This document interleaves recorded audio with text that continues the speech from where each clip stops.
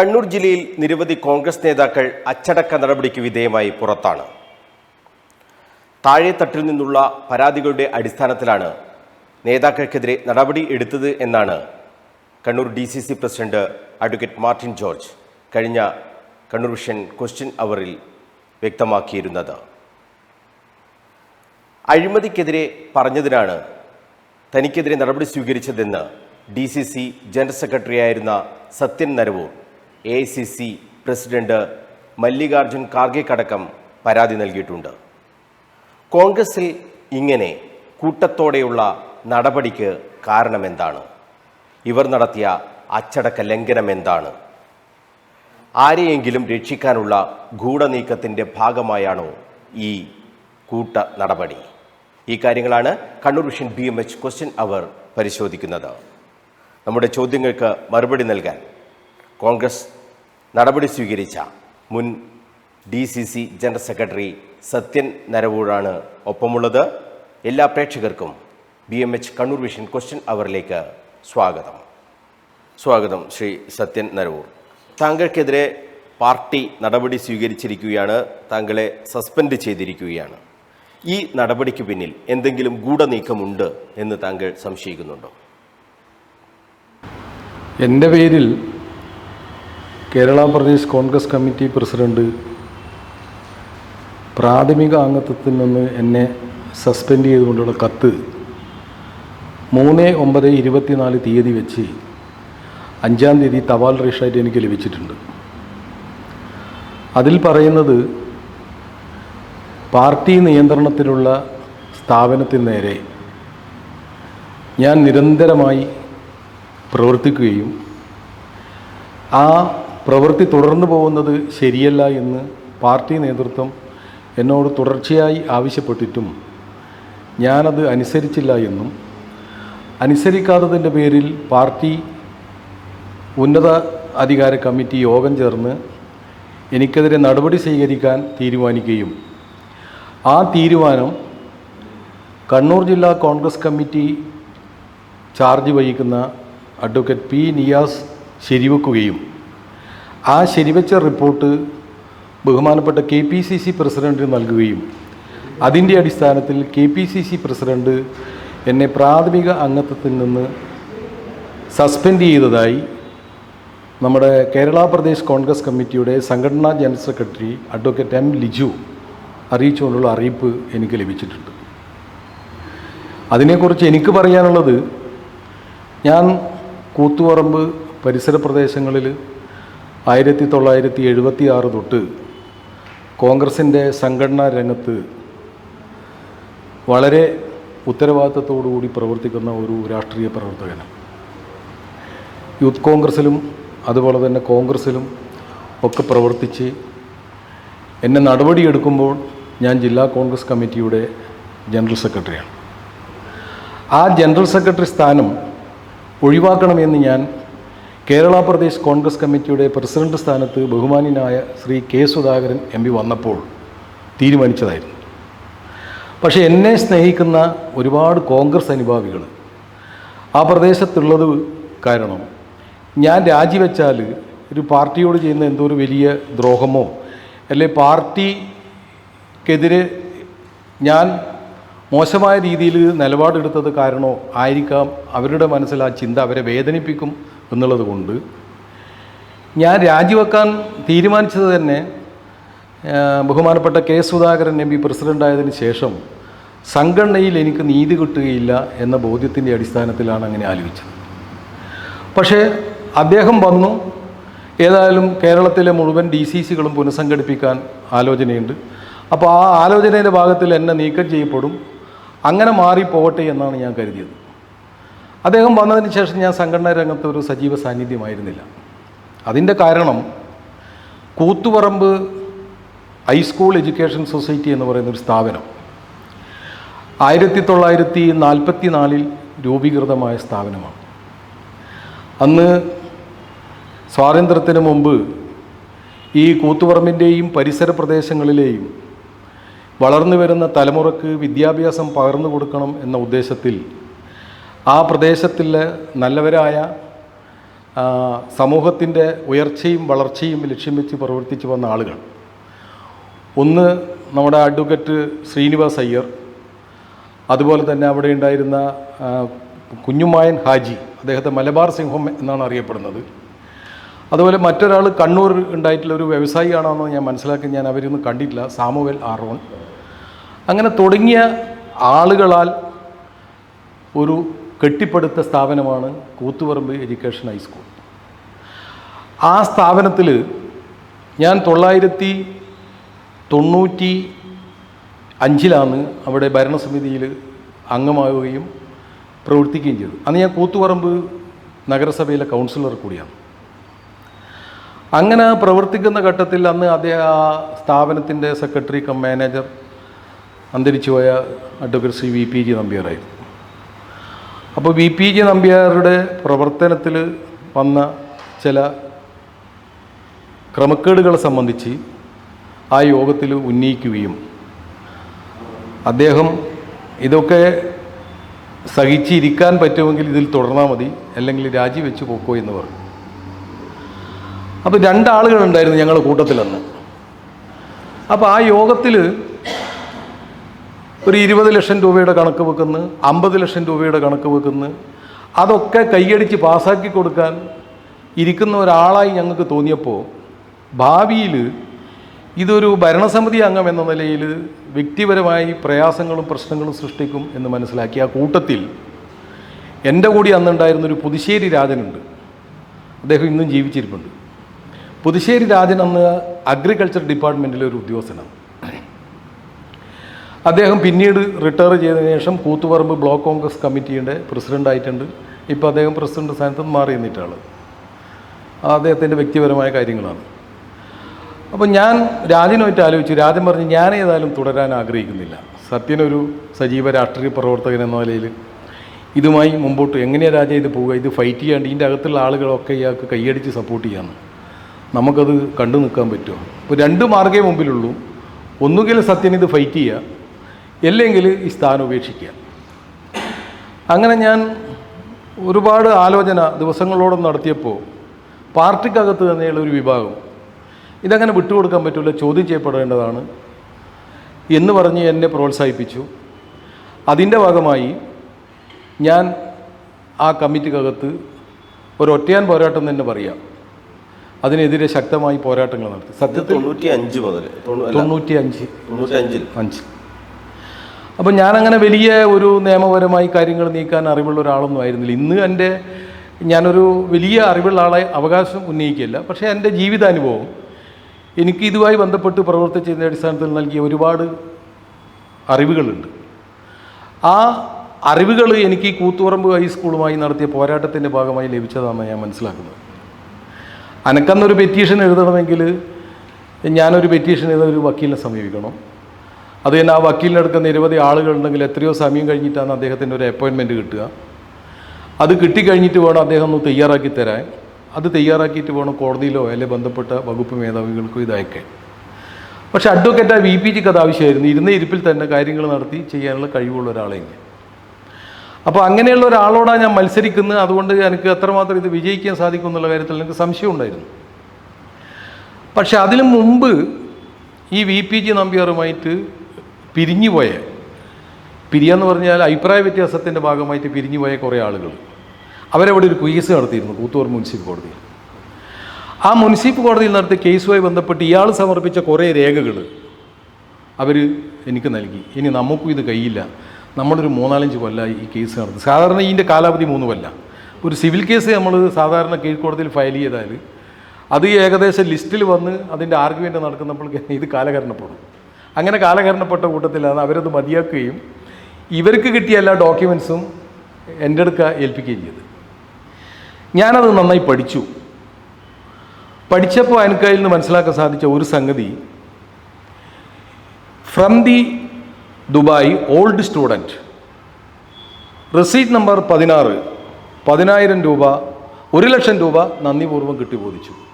അങ്ങനെ 16, 17, 18, 19 റെസീറ്റ് നമ്പറിൽ വിദേശത്ത് നിന്നുള്ള ആളുകളിൽ നിന്ന് ഓരോ ലക്ഷം രൂപ സംഭാവനയായി സ്വീകരിച്ചതിൻ്റെ റെസീറ്റ് ഒരു ഭാഗത്ത്, അത് അക്കൗണ്ട് ചെയ്തിട്ട് കണക്കിൽ വന്നപ്പോൾ റെസീറ്റ് നമ്പർ 16-ൽ 10,000, റെസീറ്റ് നമ്പർ 17-ൽ 10,000, അങ്ങനെ ഈ 4 ലക്ഷം 4,10,000 ആയിട്ട് അങ്ങ് മാറുകയാണ്. അപ്പോൾ അതുമായി ബന്ധപ്പെട്ട് അത് കിട്ടിയപ്പോൾ ഞാൻ തലശ്ശേരി പ്രാക്ടീസ് ചെയ്യുന്ന നമ്മുടെ ഒരു പാർട്ടിക്കാരൻ്റെ ഹരീന്ദ്രൻ അഡ്വക്കേറ്റ്, അത് ഇപ്പോൾ ഉണ്ട്, അദ്ദേഹത്തെ കാണുകയും അപ്പോൾ അദ്ദേഹത്തെ എനിക്ക് TP അറിയാം, എനിക്ക് പരിചയമില്ലായിരുന്നു. അപ്പോൾ അന്ന് മരിച്ചുപോയ ഒരു ആലി കുഞ്ഞിരാമകൃഷ്ണൻ, ഈ ഭരണസമിതിൻ്റെ പ്രസിഡൻ്റല്ല അയാളാണ്. അദ്ദേഹത്തിനും VPGൻ്റെ ഈ പ്രവൃത്തിയിൽ വലിയ അതൃപ്തി ഉണ്ടായതുകൊണ്ട് നമുക്കത്, എനിക്ക് പ്രായമായി, എനിക്കിത് അധികാലം കൊണ്ടുപോയി നടക്കാൻ പറ്റില്ല, സത്യൻ അത് മുമ്പോട്ട് കൊണ്ടുപോകണമെന്ന് എൻ്റെ ആഗ്രഹം പറ്റുമെങ്കിലും അദ്ദേഹത്തിൻ്റെ പ്രോത്സാഹനം എനിക്ക് ഇക്കാര്യത്തിൽ ലഭിച്ചിട്ടുണ്ട്. അങ്ങനെ ഞാൻ അഡ്വക്കേറ്റ് ഹരീന്ദ്രനെ കണ്ടു. ഹരീന്ദ്രൻ ഈ കണ്ട റെക്കോർഡ് വെച്ചിട്ട് പറഞ്ഞു, നമുക്ക് എന്തായാലും നല്ലൊരു കേസാണ്. ഹരീന്ദ്രൻ ഏകദേശം പ്രാക്ടീസിൻ്റെ ആരംഭമാണ്. അന്ന് VPG ഒരു സീനിയർ അഡ്വക്കേറ്റായിട്ട് കൂത്തുപറമ്പിൽ അറിയപ്പെടുന്നു, ജില്ലയിലും അറിയപ്പെടുന്ന ആളാണ്. മുൻ മന്ത്രി PR കുറുപ്പിൻ്റെ ഭാര്യൻ്റെ അനിയത്തിൻ്റെ ഭർത്താവാണ്. അപ്പോൾ ആ നിലയിലെല്ലാം അന്ന് കോൺഗ്രസ് നേതാവായി കോൺഗ്രസ് നിന്ന് മാറി നിൽക്കുന്നൊരു സമയമാണ്. കുറേ കാലം കോൺഗ്രസ് നേതാവായിട്ട് പ്രവർത്തിച്ചു, പിന്നീട് കോൺഗ്രസ് നിന്ന് അഭിപ്രായ വ്യത്യാസം കൊണ്ട് മാറിയതാണ്. കുറേ കാലം അടക്കം അദ്ദേഹത്തിന് രാഷ്ട്രീയമൊന്നും ഉണ്ടായില്ല, പക്ഷേ കോൺഗ്രസ്സിലുള്ള അനവധി ആളുകളായിട്ടുള്ള ബന്ധം അദ്ദേഹം അന്നും കാത്തു സൂക്ഷിച്ചിരുന്നു. അപ്പോൾ ഇതൊരു കേസായിട്ട് നമ്മൾ കൂത്തുപറമ്പ് മുനിസിപ്പൽ കോടതി ഫയൽ ചെയ്തപ്പോൾ ആ കോടതിയിലെ ഒരു സീനിയർ അഡ്വക്കേറ്റാണ് VPG MPR. അവിടുത്തെ മുനിസിപ്പൽ ഒരു നോട്ടീസ് പോലും കൊടുക്കാണ്ട് ഇദ്ദേഹത്തെ സെക്രട്ടറി കം മാനേജർ സ്ഥാനത്ത് നിന്ന് അങ്ങ് നീക്കം ചെയ്ത് അദ്ദേഹത്തിന് പകരം അന്ന് പ്രസിഡൻ്റായ AP അച്യുതൻ, ഇത് ഇപ്പോൾ ഉണ്ട്, കുറച്ച് പ്രായാധിക്യമാണ്, അദ്ദേഹം പ്രസിഡൻ്റാണ്. അദ്ദേഹത്തിന് ഇതിൻ്റെ ചുമതല കൊടുത്തു. അദ്ദേഹമാണ് പിന്നെ കാര്യങ്ങളൊക്കെ നിർവഹിക്കുന്നത്. അത് വന്ന് ഏകദേശം ഒരു 3 കൊല്ലക്കാലം പിന്നിട്ട് തെരഞ്ഞെടുപ്പിൻ്റെ ഘട്ടത്തിലേക്ക് എത്തി നിൽക്കുകയാണ്. അതിലിടക്ക് ആ തെരഞ്ഞെടുപ്പിൻ്റെ ഒരു അവസാന ഘട്ടമായപ്പോൾ ആ കൂത്തുപറമ്പ് ഹൈസ്കൂളിൽ ഇന്ന് നമ്മൾ രാഷ്ട്രീയം പറയുന്നുണ്ടെങ്കിലും എല്ലാ രാഷ്ട്രീയ പാർട്ടിയിലും വിശ്വാസമുള്ള ആളുകൾ അംഗങ്ങളായ ഒരു സ്ഥാപനമാണ്. അപ്പോൾ അതുകൊണ്ട് തന്നെ പാർട്ടി വിശ്വാസമുള്ളവരും പാർട്ടി വിശ്വാസം ഇല്ലാത്തവരുമായിട്ടുള്ള ആളുകളുണ്ട്. വിശ്വാസമുള്ള BJPൻ്റെ ആളുകളുണ്ട്, ലീഗിൻ്റെ ആളുകളുണ്ട്, കോൺഗ്രസിൻ്റെ ആളുകളുണ്ട്, ഒക്കെയുണ്ട്. അപ്പോൾ ഇത് സഹിക്കാതെ വന്നപ്പോൾ എൻ്റെ പോരാട്ട വീര്യവും കണ്ട് 21 അംഗ ഭരണസമിതിയിൽ നിന്ന് 11 ആൾ എനിക്ക് പിന്തുണ വന്നുകൊണ്ട് ഇദ്ദേഹത്തിനെതിരെ നമ്മൾ അവിശ്വാസ പ്രമേയം കൊണ്ടുപോകും, 10 ആളപ്പുറം. പക്ഷേ അത് തെരഞ്ഞെടുപ്പിൻ്റെ അന്ത്യഘട്ടത്തിലായപ്പോൾ ഇദ്ദേഹം നേരെ തെരഞ്ഞെടുപ്പുമായിട്ട് ഹൈക്കോടതിയെ സമീപിച്ചു. കോടതി തെരഞ്ഞെടുപ്പ് നടത്താൻ നിർദ്ദേശിച്ചു. റിട്ടേണിംഗ് ഓഫീസറും തീരുമാനിച്ചു. അഡ്വക്കേറ്റ് ഉണ്ണികൃഷ്ണൻ എന്ന പേര്, 1999. അപ്പോൾ ആ ഘട്ടത്തിൽ VPG MPR കിട്ടിയൊരു ആനുകൂല്യം എന്ന് പറയുന്നത്, അന്ന് അവിടെ ഉണ്ടായ തൊക്കിലങ്ങാടി പ്രദേശം എന്ന് പറയുന്നത് BJPക്ക് ഒരു മുൻതൂക്കമുള്ളൊരു പ്രദേശമാണ്. അപ്പോൾ CPMൻ്റെ ആളുകൾ, പാർട്ടി ചിന്ത മനസ്സിൽ വെക്കുന്ന CPMൻ്റെ ആളുകൾ, BJPൻ്റെ ആളുകൾ, കോൺഗ്രസ്സിലെ ഒരു വിഭാഗം, മുസ്ലിം ലീഗിലെ ആളുകൾ, അങ്ങനെ ഞങ്ങൾ 11 ആളുകൾ ഇദ്ദേഹത്തെ നീക്കം ചെയ്തുകൊണ്ട് ഞങ്ങളൊരു പത്രസമ്മേളനം കണ്ണൂർ വെച്ച് നടത്തുന്ന സമയത്താണ് കൂത്തുപറമ്പിൽ തൊട്ടടുത്ത മൊകേരിയിൽ നമ്മളെ RSS BJP നേതാവായ ജയകൃഷ്ണ മാസ്റ്റർ കൊല ചെയ്യപ്പെടുന്നു.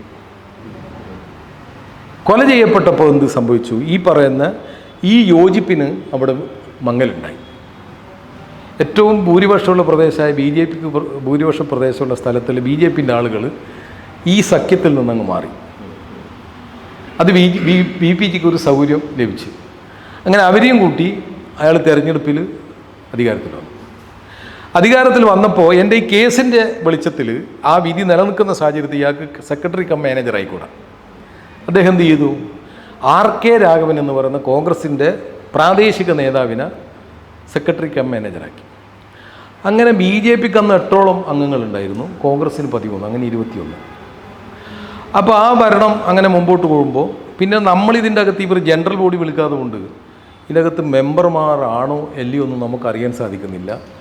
ഇവർ ഈ കൂടുന്ന ജനറൽ ബോഡിയൊക്കെ ബുക്കിൽ എഴുതി റെക്കോർഡാക്കി പറ്റാവുന്ന ആളെ കൊണ്ട് ഒപ്പുവെച്ചിട്ട് ഇതിൻ്റെ രേഖകൾ ആവശ്യപ്പെട്ട സ്ഥലത്ത് സമർപ്പിക്കുന്ന ഒരു പതിവായി. അതുകൊണ്ട് നമ്മളാരും ഇതിനകത്ത് ഉണ്ടോ ഇല്ലയോ എന്ന് പോലും നമ്മൾ അറിയുന്നില്ല. പിന്നെ വർഷങ്ങൾ കഴിഞ്ഞപ്പോൾ ഓരോ ആളുകളും ചോദിക്കാൻ തുടങ്ങി, എന്താ ഇപ്പോൾ സ്കൂള് ഇല്ലേ, സ്കൂള് കമ്മിറ്റിയിലുണ്ടല്ലോ, സത്യം നേരത്തെ ഭരണസമിതിയല്ലോ. ഞാൻ ആയിരുന്നു, ഇവരിപ്പം വിളിക്കലില്ല, അതുകൊണ്ട് എനിക്കിതിനെപ്പറ്റി കൂടുതലൊന്നും അറിയില്ല എന്ന് പറഞ്ഞു. 2005 കേന്ദ്ര വിവരാവകാശ നിയമം വരുന്നത്. ആ വിവരാവകാശ നിയമം വന്നതിന് ശേഷം 2008 കാലഘട്ടത്തിൽ ഇവർ ഫയൽ ചെയ്യുന്ന രേഖകളൊക്കെ ഞാൻ ജില്ലാ രജിസ്ട്രാർ ഓഫീസിൽ നിന്ന് കളക്ട് ചെയ്തു. അപ്പോൾ അന്നാണ് എനിക്ക് മനസ്സിലാകുന്നത് നമ്മളൊന്നും ഇപ്പം ഈ കമ്മിറ്റിയിൽ മെമ്പർമാരായി ഞങ്ങളൊക്കെ നീക്കം ചെയ്യപ്പെട്ടിരിക്കുന്നു. എന്ത് ചെയ്തു? 2001 ഒരു നിയമ ഭേദഗതി കൊണ്ടുവന്നു. 1999 ഡിസംബർ മാസം ഇലക്ഷൻ നടന്ന് 2001 ജനുവരി 1 തൊട്ട് 2001, 2002, 2003 വരെയാണ് ആർ കെ രാഘവൻ എന്ന് പറഞ്ഞാൽ കാലാവധി 3 വർഷക്കാലത്തേക്ക്. അപ്പോൾ 2001 ഇയാൾ ഭേദഗതി വരുത്തി, ഇത് 5 കൊല്ലമാക്കി കാലാവധി. അതോടൊപ്പം തന്നെ എന്ത് ചെയ്ത്, അതിൽ മുമ്പിൽ ഈ ബൈലോ പ്രകാരം വോട്ടർമാർക്ക് അനുവദിച്ചത് 100 രൂപ അതിൻ്റെ അകത്ത് സംഭാവന കൊടുത്തതോ സാധനങ്ങൾ അല്ലെ പൈസ കൊടുത്തോ ആളുകൾക്ക് 1 വോട്ട്, 600 രൂപ പൈസയായിട്ടോ സാധന സാമഗ്രികൾ കൊടുത്ത ആളുകൾക്ക് 2 വോട്ട്, 1000 അതിന് മുകളിലാക്ക് 3 വോട്ടായിരുന്നു.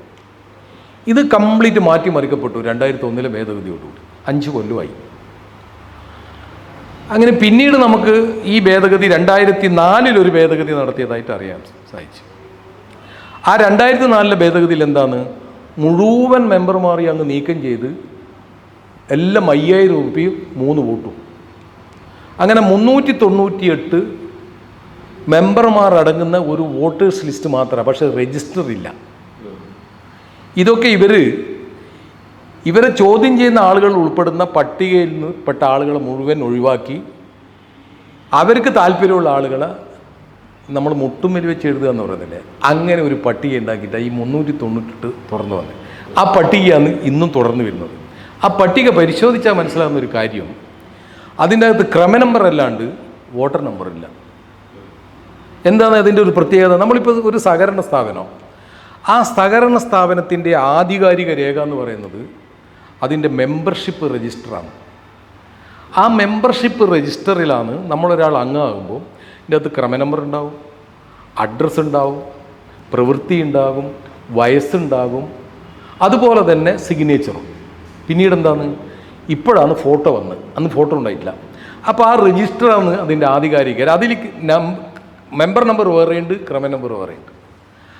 അപ്പോൾ അങ്ങനെയുള്ളൊരു പട്ടിക 99 ഹൈക്കോടതിൻ്റെ നിർദ്ദേശപ്രകാരം നടത്തിയ ഇലക്ഷൻ ഉപയോഗിച്ചതിന് ശേഷം ഈ പട്ടികയിലുണ്ടായിരുന്ന മുഴുവൻ ആളുകളെ ഒഴിവാക്കിയിട്ടാണ് 2004 ഭേദഗതിക്ക് ശേഷം ഈ പറയുന്ന ആളുകളൊക്കെ.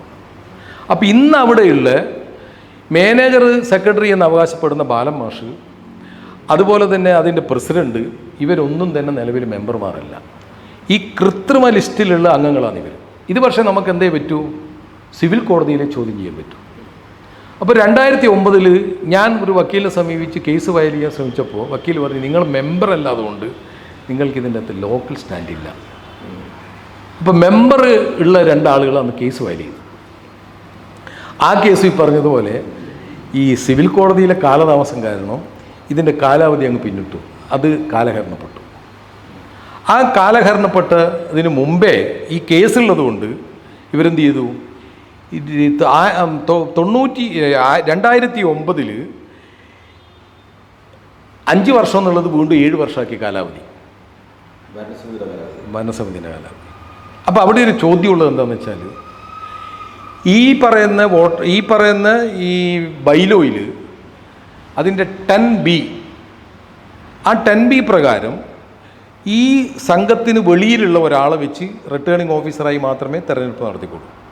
അപ്പോൾ സ്വാഭാവികമായിട്ട് ഒരാൾ റിട്ടേണിംഗ് ഓഫീസറായിട്ട് തിരഞ്ഞെടുപ്പ് നടത്തുമ്പം അതിൻ്റെ ഒരു തിരഞ്ഞെടുപ്പ് വിജ്ഞാപനം വേണം, അതിൻ്റെ വോട്ടേഴ്സ് ലിസ്റ്റ് വേണം, നോമിനേഷൻ കൊടുക്കുന്ന തീയതി വേണം, അതിൻ്റെ കാലാവധി വേണം. ഇതൊക്കെ ആയിട്ട് പത്രത്തിൽ പരസ്യം ചെയ്യാം. പക്ഷെ ഇതൊന്നും അവിടെ ഉണ്ടായിട്ടില്ല.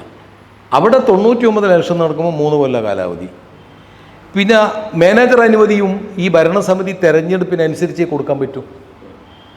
അപ്പോൾ അങ്ങനെ കൊടുത്തത് ഇവർക്ക് ഒരു DOവിൻ്റെ ഒരു ഉത്തരവുണ്ട്, 4/1/2010.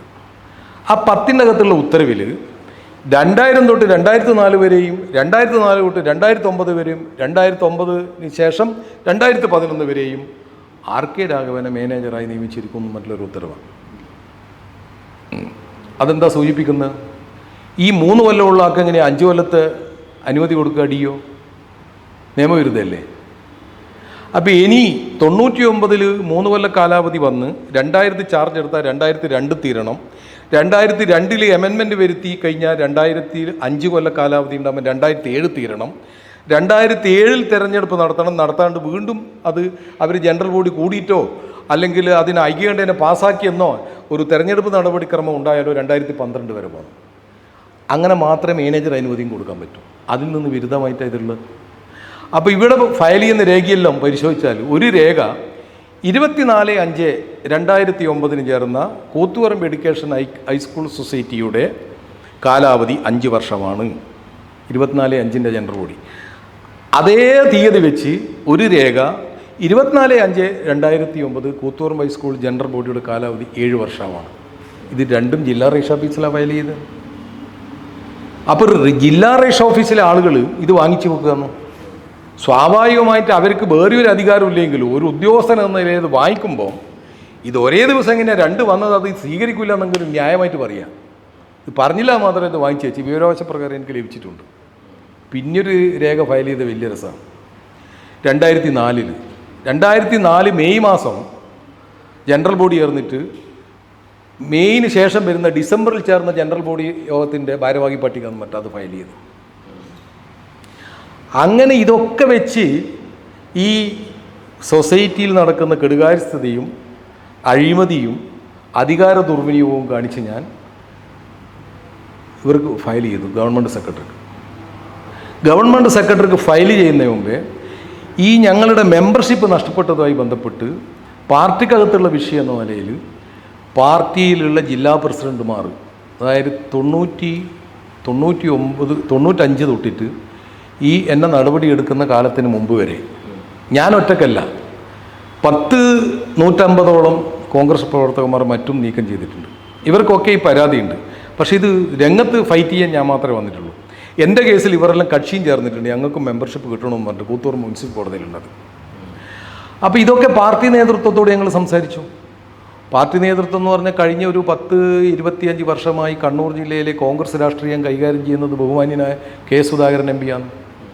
അദ്ദേഹത്തോട് പല പ്രാവശ്യം പറഞ്ഞിട്ടും സുധാകരൻ്റെ നേതൃത്വത്തിലുള്ള ജില്ലാ കോൺഗ്രസ് കമ്മിറ്റിയിൽ സുധാകരൻ അനുസരിക്കാതിരുന്നൊരു DCC പ്രസിഡന്റ് എന്ന് പറഞ്ഞാൽ പി രാമകൃഷ്ണൻ. ബാക്കി എല്ലാവരും സുധാകരൻ അനുസരിച്ച് പോയ ആളുകളെയുള്ളൂ. അവരാരും ഇത് പരിഹരിച്ചില്ല. ഒരു പാർട്ടി പ്രവർത്തകൻ എന്ന നിലയിൽ 976 തൊട്ടിട്ട് ഈ പാർട്ടീൻ്റെ ചുമരെഴുതുന്നതിന് ഞാൻ കക്ക 100 എൻ്റെ തലയിൽ വെച്ചിട്ട് പോയി ചുമരെഴുതിയിട്ടുണ്ട്. ഞാൻ നിരവധി വർഷങ്ങളിലെ തെരഞ്ഞെടുപ്പിൽ വീട് കയറി വോട്ട് അഭ്യർത്ഥിച്ചിട്ടുണ്ട്.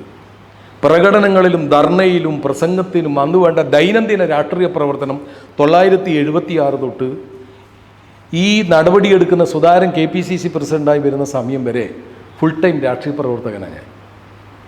എനിക്കെന്തെങ്കിലും ഒരു ശമ്പളം കിട്ടിയില്ല. എൻ്റെ കുട്ടികൾ എന്നോട് ചോദിച്ചിട്ടുണ്ട്, അച്ഛൻ എന്തെങ്കിലും ബിസിനസ്സിനോ അല്ലെങ്കിൽ ഒരു ഹോട്ടൽ പണിയെടുത്താൽ ഒരു ദിവസം 50 ഉറുപ്പിക കിട്ടൂല അച്ഛാ, പൈസ എത്ര ഉണ്ടാവുകയാണ്. പക്ഷേ ഇതിൽ MLA ആകാം MP ആകാം എന്നുള്ള ആഗ്രഹത്തോടു കൂടിയൊന്നുമല്ല ഞാൻ സംഘടനാ രംഗത്ത് വന്നത്. എന്നെ ആകർഷിച്ചത് ഇന്ദിരാഗാന്ധിയാണ്.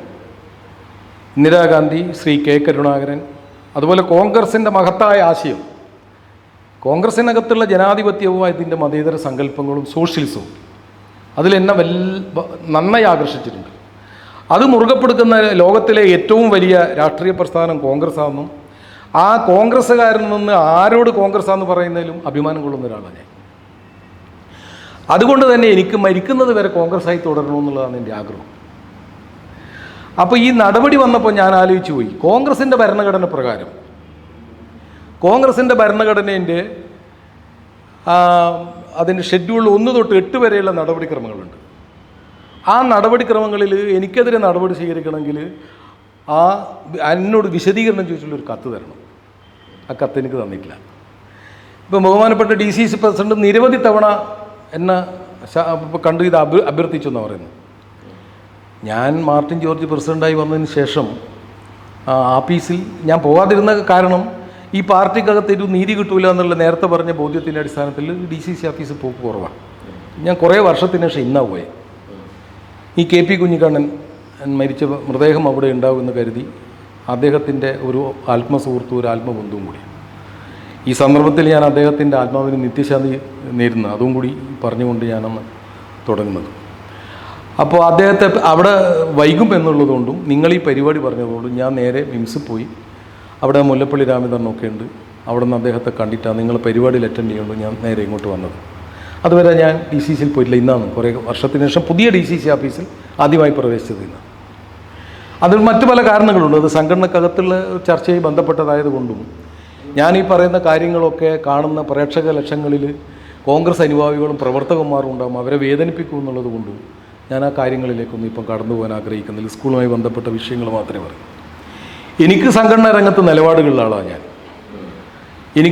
ഞാനൊരു സംഘടന നല്ല രീതിയിൽ പോകണം എന്ന് മനസ്സിലാക്കിയിട്ടുള്ളത് ആ പാർട്ടിക്കകത്ത് നടക്കുന്ന ചർച്ച, ഉൾപാർട്ടി ചർച്ച, സ്വയം വിമർശനം, തിരുത്തൽ, തെറ്റ് തിരുത്തി മുന്നോട്ട് പോവുക എന്നതൊക്കെ നടന്നു പോകുന്ന ഒരു പാർട്ടിയാണ് എൻ്റെ മനസ്സിലുള്ള സ്വപ്നം. അത് കുറച്ച് കാലമായി കോൺഗ്രസിനകത്ത് ഇല്ല എന്നുള്ള ബോധ്യമുണ്ട്. അതുകൊണ്ട് ഞാൻ എൻ്റെ അഭിപ്രായങ്ങൾ ഞാൻ കത്ത് മുഖാന്തരം ബഹുമാനപ്പെട്ട DCC പ്രസിഡൻ്റായ അന്തരിച്ചുപോയ സതീശൻ ബച്ചേരി, നിലവിലുള്ള MP കെ സുധാകരൻ, ഇവർക്കൊക്കെ റേഷായിട്ട് പല കത്തുകളും അയച്ചാൽ അതൊക്കെ ഞാൻ രേഖയെ സൂക്ഷിച്ചിട്ടുണ്ട്. അപ്പോൾ അതൊക്കെ ആ പാർട്ടിക്കകത്തുള്ള എൻ്റെ നിലപാടുമായി ബന്ധപ്പെട്ട വിഷയങ്ങൾ അവരെ അറിയിക്കേണ്ടതുകൊണ്ട് അറിയിച്ചതാണ്. അപ്പോൾ പറഞ്ഞു വന്നത് ഈ സ്കൂളുമായി ബന്ധപ്പെട്ട വിഷയത്തിൽ ഏറ്റവും ഒടുവിലായി ഈ ജില്ലാ കോൺഗ്രസ് കമ്മിറ്റി അവിടെ നടക്കുന്ന 28/9/19 തെരഞ്ഞെടുപ്പ്, അതുവരെ ഈ പറയുന്ന എൻ്റെ പരാതികളൊക്കെ ഈ സർക്കാരിലുണ്ട്. ഹൈക്കോടതിയെ സമീപിച്ചു. ഹൈക്കോടതി അത് അന്വേഷിക്കാൻ സർക്കാരിനോട് പറഞ്ഞു. സർക്കാർ അത് അന്വേഷിച്ചൊരു ഉത്തരവിറക്കിയിട്ടുണ്ട്. ആ ഉത്തരവിൻ്റെ അകത്ത് ഇതിൻ്റെ എല്ലാ കെടുകാര്യസ്ഥതകളും വിളിച്ചു പറഞ്ഞിട്ടുണ്ട്. അത് ഇവർ നിലവിലുള്ള ഭാരവാഹികൾ ഹൈക്കോടതി പോയിട്ട് അത് റദ്ദ് ചെയ്തു. ഞാൻ വീണ്ടും അത് ഡിവിഷൻ ബെഞ്ചിൽ അപ്പീൽ ഫയൽ ചെയ്തു. അപ്പീൽ ഫയൽ ചെയ്തപ്പോൾ DO ഏറ്റെടുത്ത നടപടി KRന്റെ ചട്ടങ്ങളിൽ പറയുന്നതിന് വിരുദ്ധമായതിനാൽ അതൊഴിച്ച് ബാക്കി സർക്കാർ നിർദ്ദേശിക്കുന്ന എല്ലാ നിയമ നടപടികളുമായി സർക്കാരിന് മുന്നോട്ട് പോകാമെന്ന് കോടതി സർക്കാരിന് അനുമതിയും കൊടുത്തിട്ടുണ്ട്. അപ്പോൾ ഈ മാനേജ്മെൻറ്റുമായിട്ടാണ് പിന്നീടുണ്ടായ തർക്കം. ബാക്കിയുള്ള തെരഞ്ഞെടുപ്പായിട്ടുള്ള തർക്കങ്ങളൊക്കെ കീഴ്ക്കോടതിയിൽ ഇപ്പം കിടക്കുകയാണ്. അത് ഈ പറഞ്ഞ പോലെ എടുക്കാനുള്ള കാലതാമസം കൊണ്ടങ്ങ് നീണ്ടുപോകാം, ഈ മെമ്പർഷിപ്പിൻ്റെ വിഷയം ഉൾപ്പെടെ. അപ്പോൾ മാനേജ്മെൻറ്റിൻ്റെ തർക്കം എന്താണ്? ഈ 14/10/18 എന്ന് പറയുന്ന തീയതി 7 വർഷം 5 വർഷ കാലാവധിയാക്കിയാൽ അതിൻ്റെ അമെൻമെൻറ്റ് ഡിപ്പാർട്ട്മെൻറ്റ് അംഗീകരിക്കണം. അത് കേരള എഡ്യൂക്കേഷൻ റൂൾ ചാപ്റ്റർ 3 ചട്ടം 2 പ്രകാരം ജില്ലാ ഉപവിദ്യാഭ്യാസ ഡയറക്ടറുടെ അംഗീകാരം ഉണ്ടായാൽ മാത്രമേ എന്താകാൻ പറ്റൂ, മാനേജറാകാൻ പറ്റൂ. ഈ അംഗീകാരമില്ല. അതാണ് ഞാൻ ആ കേസുമായിട്ട് പോയത്. അപ്പോൾ അത് പോയി ആദ്യം DO തള്ളി, ഇവർ DPI പോയി. DPI ഇവർക്ക് കണ്ടീഷൻ വെച്ച് കൊടുത്തു, 1 വർഷം കൊണ്ട് ഹാജരാക്കണം. അത് KRൽ പറയാതെയാണ്, ആദ്യം തന്നെ ഹാജരാക്കണം. അപ്പോൾ ആ DPIൻ്റെ ഉത്തരവിനെ ഞാൻ ഗവൺമെൻറ് പോയി, ഗവൺമെൻറ് അത് തള്ളി. അത് വീണ്ടും ഇവർ കോടതി പോയി, കോടതി ഇത് തള്ളി. അത് തള്ളിയതാണ് ഇപ്പം ഡിവിഷൻ ബെഞ്ച് ഞാൻ പറഞ്ഞതൊക്കെ ശരിയാന്ന് പറഞ്ഞിട്ട് ഏറ്റവും ഒടുവിൽ 25/7/2024 എൻ്റെ എല്ലാ വാദഗതികളും ഞാൻ ഉന്നയിച്ചത് ശരിവെച്ചുകൊണ്ട് ഉത്തരവിറക്കി. അപ്പോൾ ഇതിനു മുമ്പിലുള്ള ഒരു പ്രധാനപ്പെട്ട വിഷയം, അന്ന് 21 അംഗ സ്ഥാനാർത്ഥികളെ പ്രഖ്യാപിച്ചു. കോൺഗ്രസിനകത്ത് 2 ചേരിയുണ്ടായിരുന്നു. ആ ചേരിയിൽ ഉള്ള ആളുകൾ 14ഓളം ആളുകൾ അന്നത്തെ 28/9/19 തെരഞ്ഞെടുപ്പിൽ മത്സരിച്ചു. അത് പാർട്ടി വിരുദ്ധമല്ലേ? ഒറ്റയാളെന്ന് പുറത്താക്കിയില്ലല്ലോ. എന്താ പാർട്ടി പുറപ്പെടുവിച്ച സ്ഥാനാർത്ഥികൾക്ക് വിരുദ്ധമായിട്ട് മത്സരിച്ച ആളുകളിൽ പാർട്ടി നടപടിയെടുക്കാൻ എടുത്തില്ല. അതുപോട്ടെ, ഈ പാർട്ടി പ്രഖ്യാപിച്ച 21 സ്ഥാനാർത്ഥികൾ 3 ആളുകളാണ് ഇന്നുള്ള ഔദ്യോഗിക വിഭാഗം ഇന്ന് അവകാശപ്പെടുന്നവർ തോപ്പിച്ച് 3 BJPക്കാർ ജയിപ്പിച്ചു. അവിടുത്തെ ബ്ലോക്ക് കോൺഗ്രസ് കമ്മിറ്റി, മണ്ഡലം കോൺഗ്രസ് കമ്മിറ്റി ഇവരെ പേരിൽ നടപടി എടുക്കാൻ പറഞ്ഞു. എന്താ ജില്ലാ നേതൃത്വം എടുക്കാൻ? അപ്പോൾ ജില്ലാ നേതൃത്വം ഒരു പക്ഷപാതപരമായ സമീപനം KPCC ഉൾപ്പെടെ എൻ്റെ നടപടി കാര്യത്തിൽ എടുത്തിട്ടുണ്ടെന്നുള്ള അഭിപ്രായക്കാരനെ. ഒരു കേട്ടുകേൾവി പോലും ഇല്ലാതെ ഒരു സംഭവം. എന്താണ്? അധികാര ദുർവിനിയോഗവും അഴിമതിയും സാധാരണ തെളിയിക്കപ്പെട്ടാൽ അത് തെളിയിക്കപ്പെടുന്ന ആളുകളെ പ്രോത്സാഹിപ്പിക്കുന്നതിന് പകരം അതിന് വിധേയമായ ആളുകളെ സംരക്ഷിക്കാൻ വേണ്ടി ഈ ശക്തമായി നിയമ പോരാട്ടം നടത്തി എന്നെ പുറത്താക്കി എന്ന് പറഞ്ഞു കഴിഞ്ഞാൽ ഇത് പൊതുസമൂഹത്തിന് നൽകുന്ന മെസ്സേജ് എന്താണ്? നാളെ ഒരു പക്ഷേ കോടതി, സുപ്രീം കോടതി അനുകൂലമായിട്ട് കൊടുക്കുകയോ ഇവർ പോകുകയോ വാങ്ങുമോ എന്നുള്ളത് വേറെ കാര്യം. ഇപ്പം 25/7/2024 ഉത്തരവ്, ആ ഉത്തരവിന് ശേഷമാണ് എൻ്റെ പേര് നടപടിയെടുക്കുന്നത്. ഞാൻ ഈ കേസ് തുടങ്ങിയിട്ട് 10-20 കൊല്ലമായെങ്കിലും ഈ കേസിൻ്റെ ശക്തി പ്രാപിക്കുന്നത് 2018 ശേഷമാണ്. അന്നേരവും ഈ നടപടി ഉണ്ടായിട്ടില്ല. അപ്പോൾ ഇത് എന്നെപ്പോലും അത്ഭുതപ്പെടുത്തി, എൻ്റെ പാർട്ടി പ്രവർത്തകന്മാർ അത്ഭുതപ്പെടുത്തിയിട്ടുണ്ട്. ഞാനിതൊന്നും മുമ്പ് ചാനലിലും അതുപോലെ തന്നെ മാധ്യമങ്ങളിലൂടെയൊന്നും ഒരു ആശയവിനിമയം നടത്താതിരുന്നത് ഒരു പാർട്ടി ചട്ടം അച്ചടക്കം ഞാൻ ലംഘിച്ചു എന്നുള്ളൊരു പേരുദോഷം ഉണ്ടാക്കണ്ട എന്നുള്ളതാണ്. ഇപ്പോൾ ഇതൊക്കെ പറയാനുള്ള അവസരം എൻ്റെ പേരിലൊരു നടപടി എടുത്തതുകൊണ്ടും നിങ്ങൾ വിളിച്ചതുകൊണ്ടും ഞാനെന്തോ വലിയ അപരാധം ചെയ്തതെന്ന് പാർട്ടി പ്രവർത്തകന്മാർ മനസ്സിലാക്കുന്നത് തിരുത്താനും വേണ്ടിയിട്ടാണ്. ഞാനങ്ങനെ പാർട്ടിക്കെതിരായിട്ടുള്ള ഒരു അപരാധം ചെയ്തിട്ടില്ല. എനിക്ക് പാർട്ടിയായി ബന്ധപ്പെട്ട പല പ്രശ്നങ്ങളിലും വിരുദ്ധമായ നിലപാടുണ്ട്. ആ നിലപാടുകളൊക്കെ ഞാൻ പ്രതികരിക്കേണ്ട സമയത്ത് പ്രതികരിച്ചിട്ടുണ്ട്, രേഖാമൂലം അറിയിക്കേണ്ട സ്ഥലത്ത് അറിയിച്ചിട്ടുണ്ട്. ഇക്കാര്യത്തിലും ഞാൻ ബഹുമാനപ്പെട്ട പ്രതിപക്ഷ നേതാവിനും അതുപോലെ തന്നെ നേരത്തെ പറഞ്ഞതുപോലെ അഖിലേന്ത്യാ കോൺഗ്രസ് കമ്മിറ്റി പ്രസിഡന്റിനും അച്ചടക്ക സമിതി ചെയർമാൻ തിരുവഞ്ചൂർ രാധാകൃഷ്ണൻ ഉൾപ്പെടെയുള്ള ആളുകൾക്ക് ഞാൻ ഇതിന് പരാതി കൊടുത്തിട്ടുണ്ട്. നമ്മൾ ഈ സംസാരിച്ചതിലൊക്കെ ഒരു കാര്യം വ്യക്തമായത്, താങ്കൾ അഴിമതിക്കെതിരെ ഒരു സൊസൈറ്റിക്കെതിരെ, കോൺഗ്രസിൻ്റെ നിയന്ത്രണത്തിലുള്ള ഒരു സൊസൈറ്റിക്കെതിരെ വലിയ തോതിലുള്ള നിയമ പോരാട്ടം നടത്തുന്നു. ആ നിയമ പോരാട്ടത്തിൽ താങ്കളെ എതിർപക്ഷത്ത് നിർത്തിക്കൊണ്ട് ആരോപണ വിധേയരായവരെ സംരക്ഷിക്കുന്ന നിലപാട് പാർട്ടി സ്വീകരിക്കുന്നു. ഇങ്ങനെ ഒരു നിലപാട് സ്വീകരിക്കണമെങ്കിൽ സ്വാഭാവികമായും ഉന്നത സ്ഥാനത്തുള്ള അല്ലെങ്കിൽ പാർട്ടിയിൽ അത്രയും സ്വാധീനമുള്ള ഒരാൾക്ക് മാത്രമേ അതിന് പറ്റുകയുള്ളൂ. ഇങ്ങനെ സംരക്ഷിക്കാൻ എന്താണ് കാരണമെന്നാണ് താങ്കൾ സംശയിക്കുന്നത്? താല്പര്യങ്ങൾ പലതരത്തിലാണ് ഓരോ ആളുകൾക്കും ഉണ്ടാവുക. ആ താല്പര്യങ്ങൾ ഏത് നിലയിൽ അവരെ നിയന്ത്രിക്കുന്നു എന്നുള്ളതിനെക്കുറിച്ച് ഞാനിപ്പോൾ പ്രതികരിച്ചു പോകാൻ ആഗ്രഹിക്കുന്നില്ല. എന്തായാലും ആ കാര്യങ്ങളൊക്കെ താങ്കൾക്ക് അറിയാം. ആരാണ് എന്താണെന്നൊക്കെ എനിക്കറിയാം. താങ്കൾ തന്നെ ആ കോൺഗ്രസ് നേതാക്കൾക്ക് നൽകിയ പരാതിയിൽ തന്നെ പറയുന്നുണ്ട്, ഈ അധ്യാപക നിയമനം, അനധ്യാപക നിയമനം, ഇതിനൊക്കെ വലിയ തോതിലുള്ള ഫണ്ട് അവിടെ വരുന്നുണ്ട്. ഈ പൈസയൊക്കെ എവിടെ പോകുന്നു എന്നൊരു ചോദ്യം താങ്കൾ ചോദിച്ചിട്ടുണ്ട്. അതിനുള്ള ഉത്തരം ഇതുവരെ താങ്കൾക്ക് കിട്ടിയിട്ടുണ്ടോ? അതിലൊരു പ്രധാനപ്പെട്ട കാര്യം എനിക്ക് സൂചിപ്പിക്കാനുള്ളത്, എനിക്ക് നടപടിയെടുത്തുകൊണ്ടുള്ള കത്തിൽ പറഞ്ഞിട്ടുള്ളത് പാർട്ടി നിയന്ത്രണത്തിലുള്ള സ്ഥാപനത്തിന് നേരെ എന്നാണ്. പാർട്ടി നിയന്ത്രണം ഉണ്ടാകുമ്പോൾ ആ പാർട്ടി നിയന്ത്രിക്കുന്ന സ്ഥാപനത്തിലെ അധ്യാപകന്മാർ നിയമനം എന്ന് പറഞ്ഞാൽ മാനേജർ നടത്തുന്നതാണല്ലോ. പാർട്ടിയുടെ ഏത് ഘടകത്തിലാണ് ആളുകളെ നിയമിക്കുന്നതിനുള്ള ചർച്ച നടന്നിട്ടുള്ളത്? പാർട്ടിയുടെ ഏത് ഘടകത്തിലാണ് ഈ നിയമനവുമായി ബന്ധപ്പെട്ടിട്ടുള്ള ഫണ്ട് കളക്ട് ചെയ്തിട്ടുള്ളത്? ആ ഫണ്ട് വിനിയോഗം സംബന്ധിച്ചിട്ടുള്ള കണക്കുകൾ ഏത് ഘടകത്തിലാണെന്നുള്ളത് എന്ന് ഞാൻ ഈ പാർട്ടിയിൽ നിന്ന് എൻ്റെ വീട്ടിൽ നടപടിയെടുക്കുന്നവരെ അതിൻ്റെ അകത്തുള്ള കാര്യങ്ങൾ പരസ്പരം അറിയുന്നതാണ്. ഇന്നും അതിനകത്ത് ഭാരവായിട്ടുള്ള ആളുകൾക്ക് ഏതെങ്കിലും ഒരു ബോഡിയിൽ ഇത് ചർച്ച ചെയ്തിട്ടുണ്ട് എന്ന് അവകാശം ഉന്നയിക്കുമെന്ന് എനിക്ക് തോന്നുന്നില്ല. അപ്പോൾ അത് തൽപരകക്ഷികളായിട്ടുള്ള ആളുകൾ ആരോ, ഞാൻ അവരെ പേരെല്ലാം പറഞ്ഞ് ഒരു വലിയൊരു വിവാദത്തിലേക്കൊന്നും പോകാൻ ഇപ്പോൾ ഉദ്ദേശിക്കുന്നില്ല. അറിയാം, താങ്കൾക്കറിയാം. എനിക്കറിയാം. അപ്പോൾ അതൊക്കെ അത്തരം താല്പര്യ സംരക്ഷണവും അതിൻ്റെ ഗുണഭോക്താക്കളുമായിട്ടുള്ള ആളുകൾക്ക് ഈ അഴിമതിക്കാരെ സഹായിച്ച് നിർത്തുന്നതിൽ അവരുടേതായ കാരണങ്ങളുണ്ടാവുമല്ലോ. ആ കാരണങ്ങൾ എന്താണെന്ന് പൊതുജനം വിലയിരുത്തട്ടെ. അല്ല, KPCC കണ്ണൂരിലെ കോൺഗ്രസിനെ നിയന്ത്രിക്കുന്നത് കെ സുധാകരനാണ്. അത് അദ്ദേഹം KPCC പ്രസിഡന്റ് ആകുന്നതിന് മുമ്പ് തന്നെ ഈ കണ്ണൂരിലെ കോൺഗ്രസ് എന്ന് പറയുന്നത് കെ സുധാകരനാണ്. സ്വാഭാവികമായും താങ്കളുടെ ആരോപണം ചെന്നെത്തുക അദ്ദേഹത്തിന് നേരെയല്ലേ? അത് സംബന്ധിച്ച് എനിക്ക് പറയാനുള്ളത്, സുധാകരൻ എന്ന് പറയുന്ന ഒരു വലിയ കഴിവുള്ള ഒരു രാഷ്ട്രീയ നേതാവാണ്. അദ്ദേഹം ഒരു നല്ല രീതിയിൽ സംഘടനയെ മുമ്പോട്ട് കൊണ്ടുപോകുന്ന ആളായിട്ടാണ് ഞങ്ങൾക്കൊക്കെ അനുഭവപ്പെട്ടത്. പക്ഷേ ഇത്തരം ഒന്ന് രണ്ട് വിഷയങ്ങളിൽ അദ്ദേഹത്തിൻ്റെ ശ്രദ്ധയിൽ ഞങ്ങൾ ഇതുമായിട്ടുള്ള ബന്ധപ്പെട്ട പ്രശ്നങ്ങൾ അദ്ദേഹത്തിൻ്റെ ശ്രദ്ധയിൽ കൊണ്ടുവന്നപ്പോൾ എന്തായാലും ഒരു നീതിപൂർവമായ ഒരു തീരുമാനം അദ്ദേഹത്തിൻ്റെ ഭാഗത്തു നിന്ന് ഉണ്ടായിട്ടില്ല എന്നുള്ള ആക്ഷേപം എനിക്കുണ്ട്. അത് ഞാൻ അദ്ദേഹമുള്ള യോഗത്തിൽ പോലും ഉന്നയിച്ചിട്ടുണ്ട്. ഈ പ്രശ്നം പരിഹരിക്കാൻ വേണ്ടി അന്നത്തെ KPCC പ്രസിഡന്റ് മുല്ലപ്പള്ളി രാമചന്ദ്രൻ കണ്ണൂർ ജില്ലയിലെ MP എന്ന നിലയിൽ സുധാകരനെയും വടകര MP എന്ന നിലയിൽ K മുരളീധരനും ചുമതലപ്പെടുത്തിയൊരു യോഗം നടത്തിയിരുന്നു. ആ യോഗത്തിൽ ഇത് സംബന്ധിച്ച് സുധാകരനെ ഇരുത്തിക്കൊണ്ട് ഇതിൻ്റെ അകത്ത് എടുക്കേണ്ട നിലപാടുകളും പാർട്ടിക്ക് വന്ന വീഴ്ചകളെ സംബന്ധിച്ചിട്ടും സുധാകരൻ എടുക്കേണ്ട നിലപാടുകളിൽ വന്ന വീഴ്ചകളെ സംബന്ധിച്ചൊക്കെ ഞാൻ ചൂണ്ടിക്കാണിച്ചിട്ടുണ്ട്. മുല്ലപ്പള്ളി അതിന് സപ്പോർട്ട് ചെയ്ത് നിൽക്കുകയും ചെയ്തു.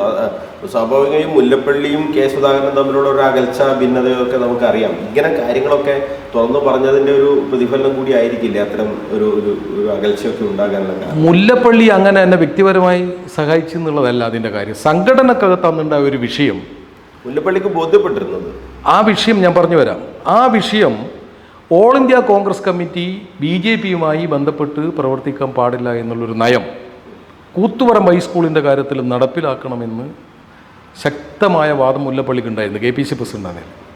അതുകൊണ്ട് തന്നെ ഇവിടെയും BJP ആയിട്ടുള്ള ബന്ധം നമുക്ക് ഒരു തരത്തിലും അനുവദിച്ചു കൊടുക്കാൻ പറ്റില്ല രാഷ്ട്രീയപരമാണെങ്കിൽ.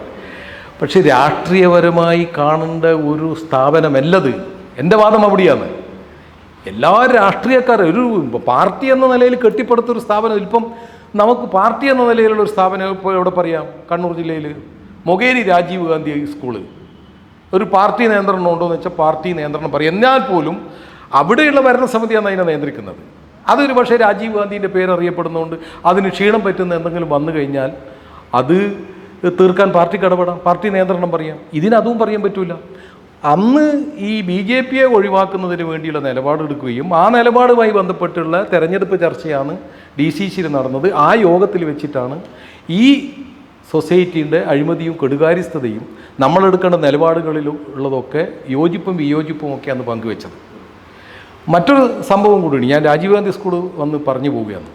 രാജീവ് ഗാന്ധിയുടെ പേരിലുള്ള സ്ഥാപനം, ഇന്ദിരാഗാന്ധിയുടെ പേരിലുള്ള ആശുപത്രി, ഇതൊക്കെ തമ്മിൽ വലിയ തോതിലുള്ള വിവാദങ്ങൾ തന്നെയും വിവാദങ്ങൾ ഒഴിവാക്കേണ്ടതാ പാർട്ടി ആ വിവാദങ്ങൾ ഒഴിവാക്കാൻ നടപടി സ്വീകരിക്കേണ്ട നേതൃത്വം ആ യഥാസമയം ഇടപെട്ട് നടപടി സ്വീകരിക്കുന്നതിനെന്നുള്ള ആക്ഷേപം എനിക്കുണ്ട്. അതിലൊരു പ്രധാനപ്പെട്ട സംഗതി, ഈ രാജീവ് ഗാന്ധി മൊകേരി രാജീവ് ഗാന്ധി ഹൈസ്കൂള് വിൽപ്പന നടത്തുന്നു എന്ന് പറഞ്ഞുള്ള ഒരു വലിയ പ്രചരണം വന്നു. ഞാനത് തുടക്കത്തിൽ വിശ്വസിച്ചിട്ടില്ല. അപ്പം ഞാനിത് പല ആളും പറഞ്ഞപ്പോൾ എങ്ങനെയാണത് ഒരു സൊസൈറ്റി വിൽക്കാൻ സാധിക്കുക? ഒരിക്കലും സാധിക്കില്ല.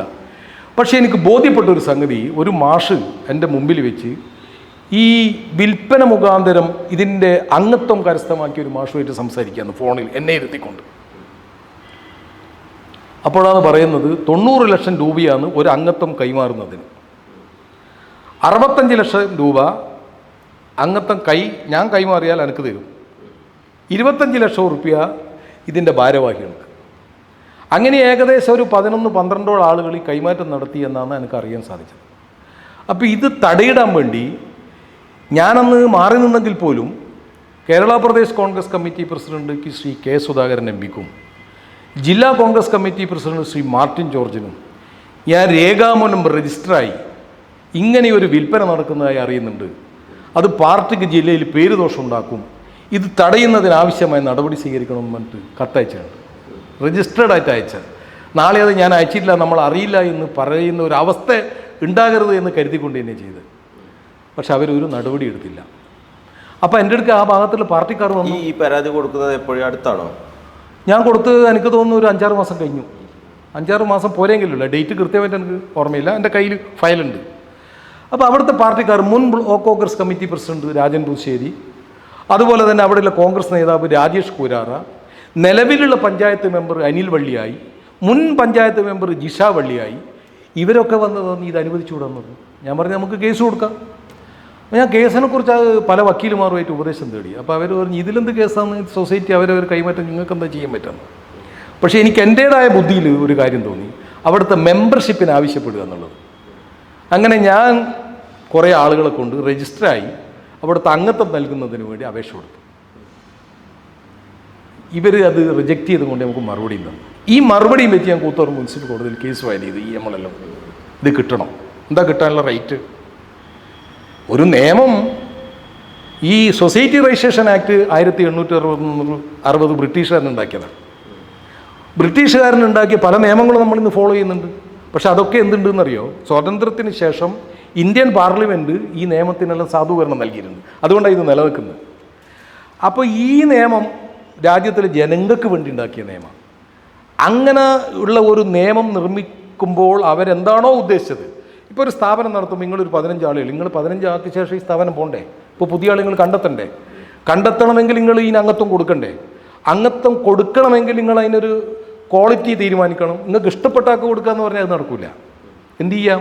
നിങ്ങൾക്ക് അതിന് ഒന്നിക്കൽ അധ്യാപകന്മാർക്ക് മാത്രമേ കൊടുക്കൂ, അല്ലേ രാഷ്ട്രീയക്കാർക്ക് കൊടുക്കൂല, അല്ലേ ഇന്നേ ക്വാളിഫിക്കേഷൻ വേണം, ഇന്നേ യോഗ്യത വേണം, ഇതൊക്കെ നിർണ്ണയിക്കാം. അത് പറയട്ടെ വരും. അന്നേരം അത്തരം ആൾ പോകുമല്ലോ, ഈ മെമ്പർഷിപ്പ് കൊടുക്കുന്ന നിർബന്ധിതരാവില്ല. അതാ ഞങ്ങൾ കോടതിയോട് ആവശ്യപ്പെട്ട്. അങ്ങനെ ആവശ്യപ്പെട്ട് മെമ്പർഷിപ്പ് കൊടുക്കേണ്ട ഒരു ഉത്തരവ് വന്നാൽ എന്താ സംഭവിക്കാൻ പോകുന്നത്? ഈ 90 ലക്ഷം കൊടുത്തോൻ്റെ പൈസ വെള്ളത്തിലാവും. അപ്പോൾ അതുകൊണ്ട് അവരിപ്പോൾ അതുമായി ബന്ധപ്പെട്ട് വലിയ ആശങ്കയിലാണ്.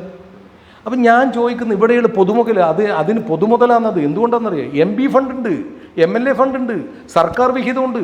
ഇതെല്ലാം ഉപയോഗിച്ച് വളർന്ന് പന്തലിച്ച് വലിയ ഒരു കെട്ടിടവും സ്ഥലവുമായി മാറിയപ്പോൾ അതിന് വില നിശ്ചയിച്ച് പൊതുപ്രവർത്തനവും സംഘടനാ പ്രവർത്തനവും നടത്തി കൂട്ടുന്നത് ഇത് വിൽപ്പന നടത്തി കാശാക്കുന്നതെന്ന് പറഞ്ഞു കഴിഞ്ഞാൽ ഇത് ഏതെങ്കിലും ഒരു രാഷ്ട്രീയ പാർട്ടിക്കോ അല്ലെങ്കിൽ ഏതെങ്കിലും ഒരു പൊതുസമൂഹത്തിനോ അംഗീകരിക്കാൻ എന്നാണ് മനസ്സിലാക്കാൻ സാധിച്ചത്. ഞാൻ ആ കേസ് വരുമ്പോൾ ആ കേസിൻ്റെ അകത്ത് ഫയൽ ചെയ്യുന്ന രേഖയുമായി ബന്ധപ്പെട്ട് ഞാൻ സമാഹരിച്ച കുറേ രേഖകൾ എൻ്റെ കയ്യിലുണ്ട്. അതൊക്കെ ഇവരെ കൃത്രിമത്വം വിളിച്ചു പറയുന്ന രേഖകളാണ്. അത് ആവശ്യം വന്നു കഴിഞ്ഞാൽ ഞാൻ ഇനിയും ഒരു പത്രസമ്മേളനം നടത്തി ജനങ്ങളെ ബോധ്യപ്പെടുത്താൻ ഞാൻ ഈ ചെയ്യുന്നത് എന്തോ ഇപ്പോൾ കോൺഗ്രസ് ഭരിക്കുന്ന സ്ഥാപനങ്ങൾക്ക് നേരെ ഇദ്ദേഹം വമ്പിച്ച പോരാട്ടം ഞാൻ ഒറ്റക്കാണോ? എന്നാൽ എൻ്റെ പേരിൽ ഇപ്പം നടപടി എടുത്തതുപോലെ രാജീവ് ഗാന്ധി മൊകേരി ഹൈസ്കൂൾ സൊസൈറ്റിക്കെതിരെ കേസ് കൊടുത്തിട്ടുള്ള മുൻ block Congress committee president Rajan Puthussery, നിലവിലുള്ള മെമ്പർ അനിൽ വള്ളിയായി, നിലവിലുള്ള block Congress committee secretary Rajesh Koorara, Jisha വള്ളി ഇവരെല്ലാം പേരിൽ ഇവർ നടപടി എടുക്കുമോ? ജില്ലാ നേതൃത്വം എടുക്കുമോ? അപ്പം അങ്ങനെ എടുക്കണ്ടേ? പാർട്ടി നിയന്ത്രണം എന്ന് പറയുന്നൊരു സ്ഥാപനം രാജീവ് ഗാന്ധിൻ്റെ പേരും കൂടിയുള്ളതുകൊണ്ട് അവകാശപ്പെടാനുള്ളതാണ്. അപ്പോൾ ആ കാര്യത്തിലൊന്നും ആലോചന നടത്താത്ത ഒരു പാർട്ടി ഇതിൻ്റെ ഒക്കെ പിറകിൽ വലിയ തോതിലുള്ള സാമ്പത്തിക അഴിമതി എന്ന് തന്നെയാണ് യാതൊരു തർക്കമില്ലല്ലോ. ഇതിൽ സാമ്പത്തിക അഴിമതി തന്നെയാണ്. ഈ അഴിമതി 90 ലക്ഷം എന്ന് പറഞ്ഞാൽ ചെറിയ കേസാണെന്നോ? നിങ്ങളെന്താ പറയുന്നത്? നിങ്ങളൊരു മെമ്പറായിട്ട് സേവനം ചെയ്യുന്നതിന് വേണ്ടി ഒരു സൊസൈറ്റിയിൽ അംഗമാകുക, എന്നിട്ട് അതൊരു വിലമതിപ്പുള്ള സ്ഥാപനമായി മാറിയപ്പോൾ അത് നിങ്ങൾ ചുരുങ്ങിപ്പോയി എന്നുള്ളത് കൊണ്ട് നിങ്ങളതിനൊരു വലിയ വിലയിടുക, അങ്ങനെയൊക്കെ പൈസ സമൂഹത്തിൽ നിന്ന് അടിച്ചു മാറ്റുക എന്ന് പറഞ്ഞു കഴിഞ്ഞാൽ അത് ഏതെങ്കിലും ഒരു സംഘടനക്ക് അല്ലെങ്കിൽ ഏതെങ്കിലും ഒരു പാർട്ടിക്ക് അംഗീകരിച്ചു കൊടുക്കാൻ പറ്റും. അഴിമതിക്കെതിരെയാണ് ഇപ്പോൾ പ്രതിപക്ഷം ഏറ്റവും കൂടുതൽ ശക്തമായ നിലപാടെടുത്തുകൊണ്ട് സംസ്ഥാന സർക്കാരിനെതിരെയൊക്കെ വലിയ തോതിലുള്ള ആയുധമായി. തീർച്ചയായിട്ടും അത് കോൺഗ്രസിന്റെ മുദ്രാവാക്യമല്ലോ. അപ്പോൾ ഇത്തരം കാര്യങ്ങൾ ഇവിടെ നടക്കുകയും ചെയ്യുക. ഇത് തിരുത്താൻ പാർട്ടി നേതൃത്വം തയ്യാറാകണം. ഇതിൽ ഇടപെടണം പാർട്ടി നേതൃത്വം. ഇതിൽ അഴിമതിക്കാരായിട്ടുള്ള ആളുകൾ ഉണ്ടെങ്കിൽ അത് കണ്ടുപിടിക്കണം. വേണമെങ്കിൽ അതിൻ്റെ ചർച്ച നടത്തണം. ആ ചർച്ചയിലൂടെ യഥാർത്ഥ കുറ്റവാളികളെ കണ്ടെത്തണം. സത്യം നരവൂർ അതിൽ കുറ്റവാളിയാന്ന് പറഞ്ഞാൽ ആ നടപടി ഏറ്റുവാങ്ങാൻ ഞാൻ തയ്യാറാണ്. എനിക്കതിൽ മടിയൊന്നുമില്ല. ഞാൻ പിന്നെ സംഘടന പ്രവർത്തന രംഗത്ത് നാളെ ഒരു MLA ആകാമെന്നോ ഒരു MP ആകാമെന്നോ ഒരു പഞ്ചായത്ത് മെമ്പർ ആകാമെന്നുള്ള ഒരു താല്പര്യം എനിക്കില്ല. ഞാനൊരു കോൺഗ്രസ്സുകാരനായി 10-40 കൊല്ലമായി ജീവിക്കുന്നത്. ഇതിൻ്റെ ഒക്കെ പങ്ക് ഈ നേതാക്കൾക്ക് കിട്ടുന്നത് കൊണ്ട് മാത്രമായിരിക്കില്ല ഇത് ഇത്തരത്തിലുള്ള ഒരു മൗനം. ആ രീതിയിലേക്കുള്ള ഒരു ആക്ഷേപത്തിലേക്ക് ഞാനിപ്പോൾ പോകാൻ ആഗ്രഹിക്കുന്നില്ല. എന്തായാലും ഇത്തരം നടപടി എടുക്കാത്തതിൻ്റെ പിറകിലെന്തോ കാരണമുണ്ട് എന്ന് പൊതുജനം സംശയിച്ചാൽ അവരെ കുറ്റപ്പെടുത്താൻ പറ്റുമോ? അപ്പോൾ അങ്ങനെ ഒരു സംശയം ഒഴിവാക്കേണ്ട ബാധ്യതയായിരിക്കാമെന്ന് പാർട്ടി നേതൃത്വത്തിനാണ്. ആ നടപടി പാർട്ടി നേതൃത്വം സ്വീകരിക്കണമെന്ന് എനിക്ക് പറയാനുള്ളത്. കറകളഞ്ഞ ഒരു രാഷ്ട്രീയ പ്രസ്ഥാനമായിട്ട് നമുക്ക് ജില്ലയിലും സംസ്ഥാനത്തും നിലനിൽക്കണ്ടേ? അതല്ലേ ഓരോ കോൺഗ്രസ്സുകാരൻ്റെയും അഭിമാനം. അതല്ലേ നമ്മൾ വ്യത്യസ്തങ്ങളായ രാഷ്ട്രീയ പാർട്ടികളെ ചെറുക്കുമ്പോഴും വ്യക്തിപരമായ ഒരു എതിർപ്പ് ഒരു സംഘടനയായിട്ട് നമുക്കൊന്നുമില്ല. സംഘടന പ്രത്യയശാസ്ത്രപരമായി വിയോജിപ്പുണ്ട്. അതിലുള്ള ആളുകൾ എന്തിനാണ് നമ്മൾ ഒറ്റപ്പെട്ട് വെറുക്കേണ്ട കാര്യം എന്തെന്ന്? ഇതിൻ്റെ അകത്ത് നമ്മളിപ്പോൾ എല്ലാ സ്ഥലത്തും കാണുന്ന അന്ധമായ രാഷ്ട്രീയ വിരോധം. എന്തിനാ അങ്ങനെ ഒരു അന്ധമായ രാഷ്ട്രീയ വിരോധം? ആ രാഷ്ട്രീയത്തിൻ്റെ പ്രത്യയശാസ്ത്രപരമായ നിലപാടിനെ നമുക്ക് എതിർക്കാം. പക്ഷേ അങ്ങനെ അന്ധമായ രാഷ്ട്രീയ വിരോധം സൃഷ്ടിക്കുക വഴി നമ്മൾ ഇവിടെ സൃഷ്ടിച്ചെടുക്കുന്ന ഒരു തെറ്റായ പ്രവണതയുണ്ട്. ഒരു പാർട്ടിക്കകത്ത് നിന്നുകൊണ്ട് ഞാനിപ്പോൾ അതിൻ്റെ അനീതിക്കെതിരെ അഴിമതിക്കെതിരെ ഞാൻ ശബ്ദം ഉയർത്തുമ്പോൾ ഓൻ്റെ ശബ്ദം BJPയുടെ ശബ്ദമാണ്, ഓൻ്റെ ശബ്ദം CPMൻ്റെ ശബ്ദമാണ് എന്ന് പറഞ്ഞ് പാർട്ടി പ്രവർത്തകരിൽ നിന്ന് അവനെ ഒറ്റപ്പെടുത്താൻ ഈ അന്ധമായ രാഷ്ട്രീയ വിരോധം സഹായിക്കുന്നുണ്ട്. അതൊരു പാർട്ടി മാത്രമല്ല, എല്ലാ പാർട്ടിയും ഉപയോഗപ്പെടുത്തുന്നുണ്ട്. അതിനെ തിരിച്ചറിയാൻ പൊതുജനം മുമ്പോട്ട് വരണം, തയ്യാറാകണം എന്നാണ് എനിക്ക് ഈ അവസരത്തിൽ പറയാനുള്ളത്. പാർട്ടി സ്ഥാപനങ്ങൾക്ക് പാർട്ടി നേതാക്കളുടെ പേരുപയോഗിച്ചുള്ള സ്ഥാപനങ്ങൾ കെട്ടിപ്പടുക്കുക, അതിൻ്റെ പേരിൽ വലിയ തോതിലുള്ള അഴിമതി നടത്തുക, ഈ രീതിയിൽ വലിയ തോതിലുള്ള പ്രശ്നങ്ങൾ ഇപ്പോൾ കണ്ണൂരിലെ കോൺഗ്രസുമായി ബന്ധപ്പെട്ട് ഇപ്പോൾ താങ്കൾ സൂചിപ്പിച്ച രാജീവ് ഗാന്ധി മൊകേരി രാജീവ് ഗാന്ധി സ്കൂളായാലും ഇന്ദിരാഗാന്ധി സഹകരണ ആശുപത്രിയുമായി ബന്ധപ്പെട്ട് വലിയ തോതിലുള്ള വിവാദങ്ങളാണ് ഉണ്ടാകുന്നത്. ഇന്ദിരാഗാന്ധി സഹകരണ ആശുപത്രി തെരഞ്ഞെടുപ്പ് വലിയ തോതിലുള്ള രാഷ്ട്രീയ ചർച്ചകൾ മാധ്യമങ്ങളിലൊക്കെ നിറഞ്ഞു നിന്ന ഒരു തെരഞ്ഞെടുപ്പായിരുന്നു. അവിടെ പ്രസിഡന്റിനെതിരെ 4 ഡയറക്ടർമാരാണ് സഹകരണ വകുപ്പിന് പരാതി നൽകിയിട്ടുള്ളത്. അവരെയും പാർട്ടി നടപടിയെടുത്ത് മാറ്റുന്ന രീതിയാണ് ഉണ്ടായിട്ടുള്ളത്. അപ്പോൾ ഇതൊക്കെ കാണുമ്പോൾ നമ്മൾ എന്താണ് ചിന്തിക്കേണ്ടത്? പാർട്ടി എടുക്കുന്ന നിലപാടുകൾ പൊതുജനത്തിൽ നിന്ന് ആ ചെയ്യുന്ന നടപടി ശരിയാണ് എന്ന് പറയുന്ന തരത്തിലേക്ക് ഉയർന്നു വരുന്നില്ല എന്നുള്ളതൊരു വസ്തുതയാണ്. അതിനൊരു ഉദാഹരണം, ഇന്ദിരാഗാന്ധി സഹകരണ ആശുപത്രി മമ്പർ ദിവാകരൻ പ്രസിഡൻ്റായ കാലഘട്ടം. ആ കാലഘട്ടത്തിൽ അവിടുത്തെ നേതാക്കന്മാരായിട്ടുള്ള സജിത്ത് വക്കീൽ ഉൾപ്പെടെ ഇപ്പം ജില്ലാ സെക്രട്ടറി സ്ഥാനത്ത് നീക്കം ചെയ്ത് സജിത്ത് ഈ ഇന്ദിരാഗാന്ധി സഹകരണ ആശുപത്രിക്കെതിരെ പരാതിയുമായിട്ട് മുമ്പോട്ട് പോയിട്ടുണ്ട്. അന്നൊന്നും സജിത്ത് വക്കീലിനെതിരെ ആരും നടപടിയെടുത്തിട്ടില്ല. ഇപ്പം പാർട്ടി സ്ഥാപനത്തിനെതിരെ പ്രവർത്തിക്കുന്നു എന്ന് പറഞ്ഞിട്ട് എൻ്റെ പേരിൽ നടപടിയെടുത്തത്. മമ്പറം ദിവാകരൻ പ്രസിഡന്റ് ആകുമ്പോഴും CT സജിത്ത് പരാതി നൽകിയിരുന്നു. ആ പരാതിയുമായി ബന്ധപ്പെട്ട് മമ്പറം ദിവാകരൻ തന്നെ പാർട്ടിക്കകത്തുള്ള ആളുകൾ എന്നെ ദ്രോഹിക്കുന്നു എന്ന് പറയുന്ന സ്ഥിതി അന്നുണ്ടായിരുന്നു. അന്ന് CT സജിത്തിനെ സംരക്ഷിച്ച ആളുകൾ ഇന്ന് നേരെ നടപടി അങ്ങനെയാണ് കാണുന്നത്. ഇന്നിപ്പോൾ അന്ന് CT സജിത്തിനെ സംരക്ഷിച്ചിട്ടുണ്ടാകാം, ഇല്ലെങ്കിൽ അന്ന് നടപടി വേണ്ടേ? നടപടി അന്ന് സജിത്ത് ദിവാകരനെതിരെ ആശുപത്രിക്കെതിരെ ഉള്ള നടപടി സജിത്തിൻ്റെ ഭാഗം വിശദീകരിക്കാനുണ്ടാവും. ഞാൻ അദ്ദേഹത്തെ കുറ്റം പറയുന്നതല്ല. ഞാൻ എൻ്റെ നടപടിയുമായി ബന്ധപ്പെട്ട് പാർട്ടി എടുത്ത നിലപാട് താങ്കൾക്കെതിരെ എടുത്ത നടപടിക്ക് സമാനം തന്നെയാണ്. കാരണം എന്താണ്, ഞാൻ പാർട്ടി സ്ഥാപനത്തിനെതിരെ നീങ്ങുന്നു, അതുകൊണ്ട് എൻ്റെ പേരിൽ നടപടിയെടുക്കുന്നു. അഡ്വക്കേറ്റ് സജിത്ത് അന്ന് ഈ മമ്പറം ദിവാകരൻ പ്രസിഡൻ്റായ സ്ഥാപനത്തിനെതിരെ നീങ്ങിയപ്പോൾ ഒരു നടപടി അന്ന് കണ്ടില്ല. ഇപ്പോൾ ഷാജു ആണ് അവിടുത്തെ പ്രസിഡന്റ്. ഷാജു നല്ലൊരു സംഘാടകനാണ്, രാഷ്ട്രീയ രംഗത്ത് പ്രവർത്തിച്ച് കോൺഗ്രസിന് ഒരു വലിയ മുതൽക്കൂട്ടുള്ള ആളാണ് സാജു, എനിക്ക് അഭിപ്രായമുള്ളൂ. പക്ഷേ സാജു എന്ന പ്രസിഡന്റിന് നേരെ പരാതി പോയി. ആ പരാതി ശരിയാണെന്ന് ശരിവെച്ചതിന് മുമ്പേ സാജു കോടതി പോയി. ഞാൻ മനസ്സിലാക്കിയത്, ഞാൻ പിന്നീടാണ് ആ വിഷയം പഠിക്കുന്നത്. ഞാൻ പിന്നെ ജില്ലയിലുള്ള പാർട്ടിക്കകത്തുള്ള എല്ലാ പ്രശ്നങ്ങളിലേക്കും 2 കൊല്ലമായി മാറി നിൽക്കുന്നത് കൊണ്ട് അങ്ങനെ കാര്യങ്ങൾ പഠിച്ച് മുമ്പോട്ടാണ് ആഗ്രഹിച്ചത്. പക്ഷേ ഈ വിഷയം വന്നപ്പോൾ, നടപടിയുമായി ബന്ധപ്പെട്ട വിഷയം വന്നപ്പോൾ ഞാനൊന്ന് പഠിക്കാൻ ശ്രമിച്ചു. അതിൽ നിന്ന് എനിക്ക് മനസ്സിലാക്കാൻ സാധിച്ചത്, സാജുവിനെ അയോഗ്യനായി ജില്ലാ ജോയിൻറ്റ് ട്രഷറർ പ്രഖ്യാപിച്ചപ്പോൾ സാജു അതിനെതിരെ കോടതിയിൽ പോയി. ബഹുമാനപ്പെട്ട ഹൈക്കോടതിയിൽ സാജു പറഞ്ഞു, എനിക്ക് എൻ്റെ ഭാഗം വിശദീകരിക്കാനുള്ള സന്ദർഭങ്ങൾ നൽകിയില്ല, അതുകൊണ്ട് അത് നൽകണം. കോടതി അനുവദിച്ചു കൊടുത്ത സമയത്ത് സാജു അത് ഉപയോഗപ്പെടുത്താണ്ട് അതിന് മുമ്പേ സാജു രാജിവെച്ചു. അപ്പോൾ സാജു രാജിവെച്ചപ്പോൾ ഒരു കോടതിൻ്റെ മുമ്പിലുള്ളൊരു വിഷയമായതുകൊണ്ട് അങ്ങനെ പറയുന്നത് ശരിയല്ല. പക്ഷെ എന്നാലും കോടതി നൽകിയ സമയം എന്തുകൊണ്ട് സാജു ഉപയോഗപ്പെടുത്തിയില്ല? അപ്പോൾ പരാതി കൊടുത്ത പവിത്രൻ ഉന്നയിച്ച്, പവിത്രൻ എന്ന് പറയുന്നത് അന്ന് ഇലക്ഷൻ നടക്കുമ്പോൾ കോൺഗ്രസ്സുകാരനായിരുന്നു. ആ പെട്ടിയെടുത്ത് പോയിട്ട് അതിൻ്റെ പേരിൽ പാർട്ടിയിൽ നിന്ന് നടപടിയെടുത്ത ആളാണ്. ആ പവിത്രനാണ് പിന്നീട് സാജുവിന് പരാതിയായിട്ട് പോകുന്നത്. അപ്പോൾ ആ പവിത്രൻ ഉന്നയിച്ച സംഗതിയിലുള്ള സംഭവങ്ങളുമായി ബന്ധപ്പെട്ടിട്ടാണ് ഇദ്ദേഹത്തിന് അയോഗ്യത കൽപ്പിക്കുന്നത്. അയോഗ്യത കൽപ്പിച്ചപ്പോൾ ആ റിപ്പോർട്ടിനകത്ത് ചൂണ്ടിക്കാണിച്ച 1-2 റെഫറൻസുകൾ എന്നെ കൂടി കേൾക്കാണ്ടാണ് തീരുമാനം എടുത്തിട്ടുള്ളത്. അതിനാണ് കോടതി കേൾക്കാൻ വേണ്ടി അവസരം കൊടുത്തത്. സാജു അത് ഉപയോഗപ്പെടുത്തിയില്ല. പിന്നെ എന്തിനാ സാജു എന്നെ ഉപയോഗപ്പെടുത്തില്ല എന്ന് കോടതിയോട് പറയാൻ പോയത്?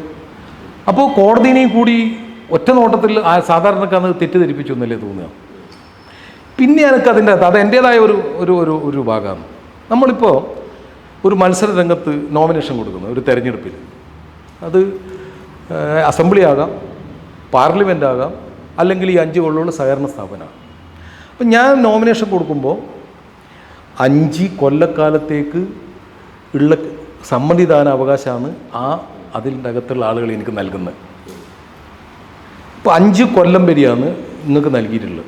അപ്പം നിങ്ങൾ രാജിവെച്ച് പോയാൽ വീണ്ടും സാജുവിനെ നോമിനേറ്റ് ചെയ്യുമ്പോൾ അതിൻ്റെ അകത്ത് ആ നിയമത്തെ വെല്ലുവിളിക്കുന്നതിന് തുല്യമായി പോയില്ലേ എന്നുള്ളൊരു സംശയം എനിക്കുണ്ട്. സാറിന്റെ ചട്ടത്തിൽ 2.5 വർഷത്തിന് ശേഷം പുതിയ ഡയറക്ടറെ നോമിനേറ്റ് ചെയ്യാമെന്നുള്ളൊരു വ്യവസ്ഥയുണ്ട്.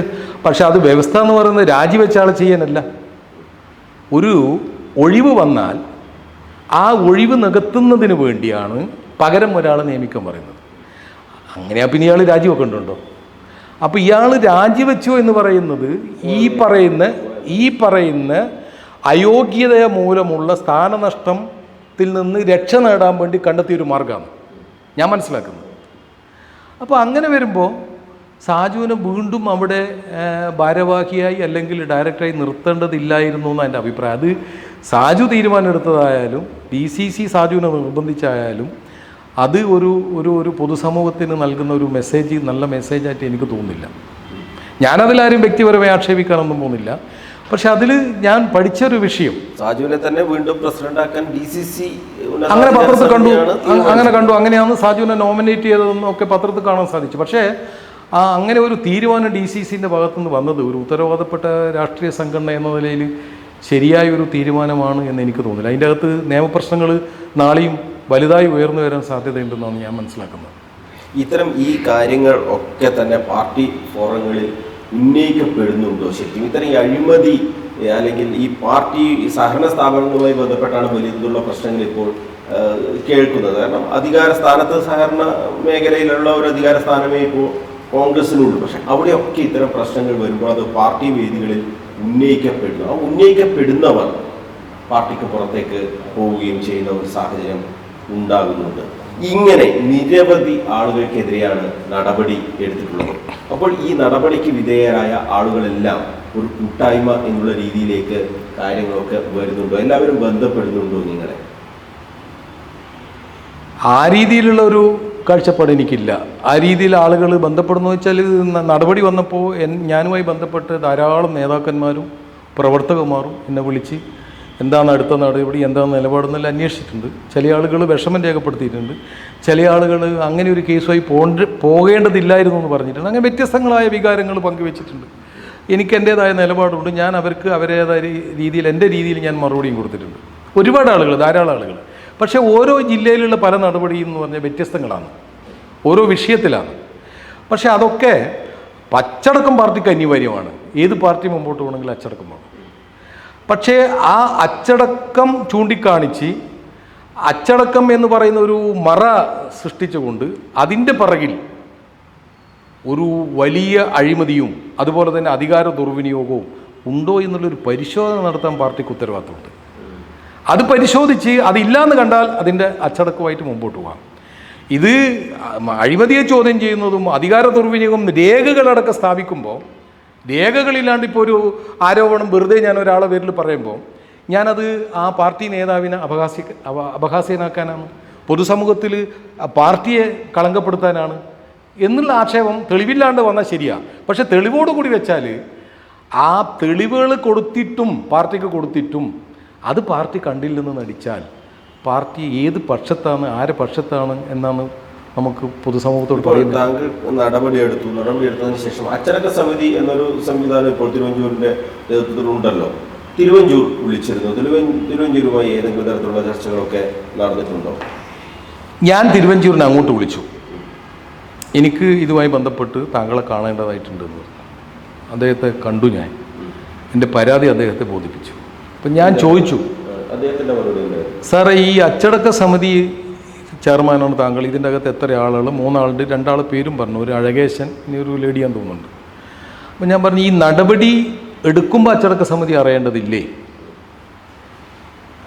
എടുത്ത നടപടി പുനഃപരിശോധിക്കാനുള്ള അധികാരം, എന്തെല്ലാം അധികാരങ്ങളാണ് നിർവഹിച്ച് നൽകിയിട്ടുള്ളത് എന്ന് അറിയാൻ താല്പര്യമുണ്ട് എന്ന് പറഞ്ഞു. അനിയ, കുറേ കാര്യങ്ങളൊക്കെ പാർട്ടിക്കെടുക്കാം, കുറേ കാര്യങ്ങളൊക്കെ ഞങ്ങളുടെ മുമ്പിൽ വരും. പിന്നെ ഞാൻ അദ്ദേഹത്തോടൊരു സീനിയറായിട്ടുള്ള ഒരാളെന്ന നിലയിൽ ഇതിനെന്തെല്ലാം അധികാരങ്ങളാണ്, അധികാര പരിധികളാണ്, ഇതിന് അത് നിർവഹിച്ച് നൽകിയിട്ടുണ്ടോ, ആ നിർവചനത്തിൽ ഏതെല്ലാം സംഗതികൾ വരുമെന്നൊന്നും ചോദിച്ച് മനസ്സിലാക്കാൻ താല്പര്യപ്പെട്ടിട്ടില്ല. ഏതായാലും ഒരു കാര്യം ഞാൻ പറഞ്ഞു, സാറേ ഇത് എൻ്റെ പേരിലെടുത്തൊരു നടപടി, ഞാൻ അധികാര ദുർവിനിയോഗവും അഴിമതിയും നടത്തിയത് ചോദ്യം ചെയ്ത് അത് കോടതി ശരിവെച്ചതിനാണ്. ആ ശരിവെച്ചതിന് ശേഷമാണ് കോൺഗ്രസിൻ്റെ ഒരു ചരിത്രവും പാരമ്പര്യവും അത്തരം അഴിമതിയും അധികാര ദുർവിനിയോഗവും പുറത്തു കൊണ്ടുവരുന്ന ആളുകളെ അഭിനന്ദിച്ച് പ്രോത്സാഹിപ്പിക്കുന്നതിന് പകരം ആ ആളെ പുറത്താക്കുകയും അതിന് വിധേയമായ ആളുകളെ സംരക്ഷിക്കുകയും ചെയ്യുക എന്ന് പറയുന്നത് എന്താണ് സാറേ പൊതുസമൂഹത്തിന് നൽകുക നമ്മൾ പാർട്ടീൻ്റെ സന്ദേശം? അദ്ദേഹം ഒരു ചിരിയിൽ ഒതുക്കിയത്, കൂടുതലായി ഒന്നും എന്നോട് പറഞ്ഞില്ല. കാരണം അതൊരു പാർട്ടി അച്ചടക്കത്തിൻ്റെ ഭാഗമായിരിക്കും. അച്ചടക്ക സമിതി ചെയർമാൻ എന്ന നിലയിൽ അദ്ദേഹത്തിൻ്റെ മനസ്സിനകത്തുള്ള തീരുമാനങ്ങൾ എന്താണെന്ന് എനിക്കറിയില്ല. പക്ഷേ ഞാൻ കണ്ടു, ബോധ്യപ്പെട്ടിട്ടുണ്ട് സംഗതി. പക്ഷേ എത്രമാത്രം അയാൾക്ക് ഈ കാര്യങ്ങളിലൊക്കെ പ്രതികരണം നടത്തി അത് പ്രാവർത്തികമാക്കാൻ സാധിക്കും എന്നുള്ളതിനെക്കുറിച്ച് എനിക്ക് വലിയൊരു ധാരണയില്ല. മറ്റ് പ്രതിപക്ഷ നേതാവ് വി.ഡി. സതീശൻ ഉൾപ്പെടെയുള്ള നേതാക്കൾക്കൊക്കെ പരാതി നൽകി. ഇതിപ്പോൾ എന്നെ ബന്ധപ്പെട്ട എല്ലാ ആളുകളുടെ പേരും ഞാൻ പറയുമ്പോൾ ഈ നടപടിയെടുത്തിയ ആളുകൾക്ക് ഉണ്ടാകുന്നൊരു പ്രയാസമുണ്ടല്ലോ. അന്ന ഉന്നതന്മാരായിട്ടുള്ള പല നേതാക്കന്മാരും ബന്ധപ്പെട്ട് സംസാരിച്ചു.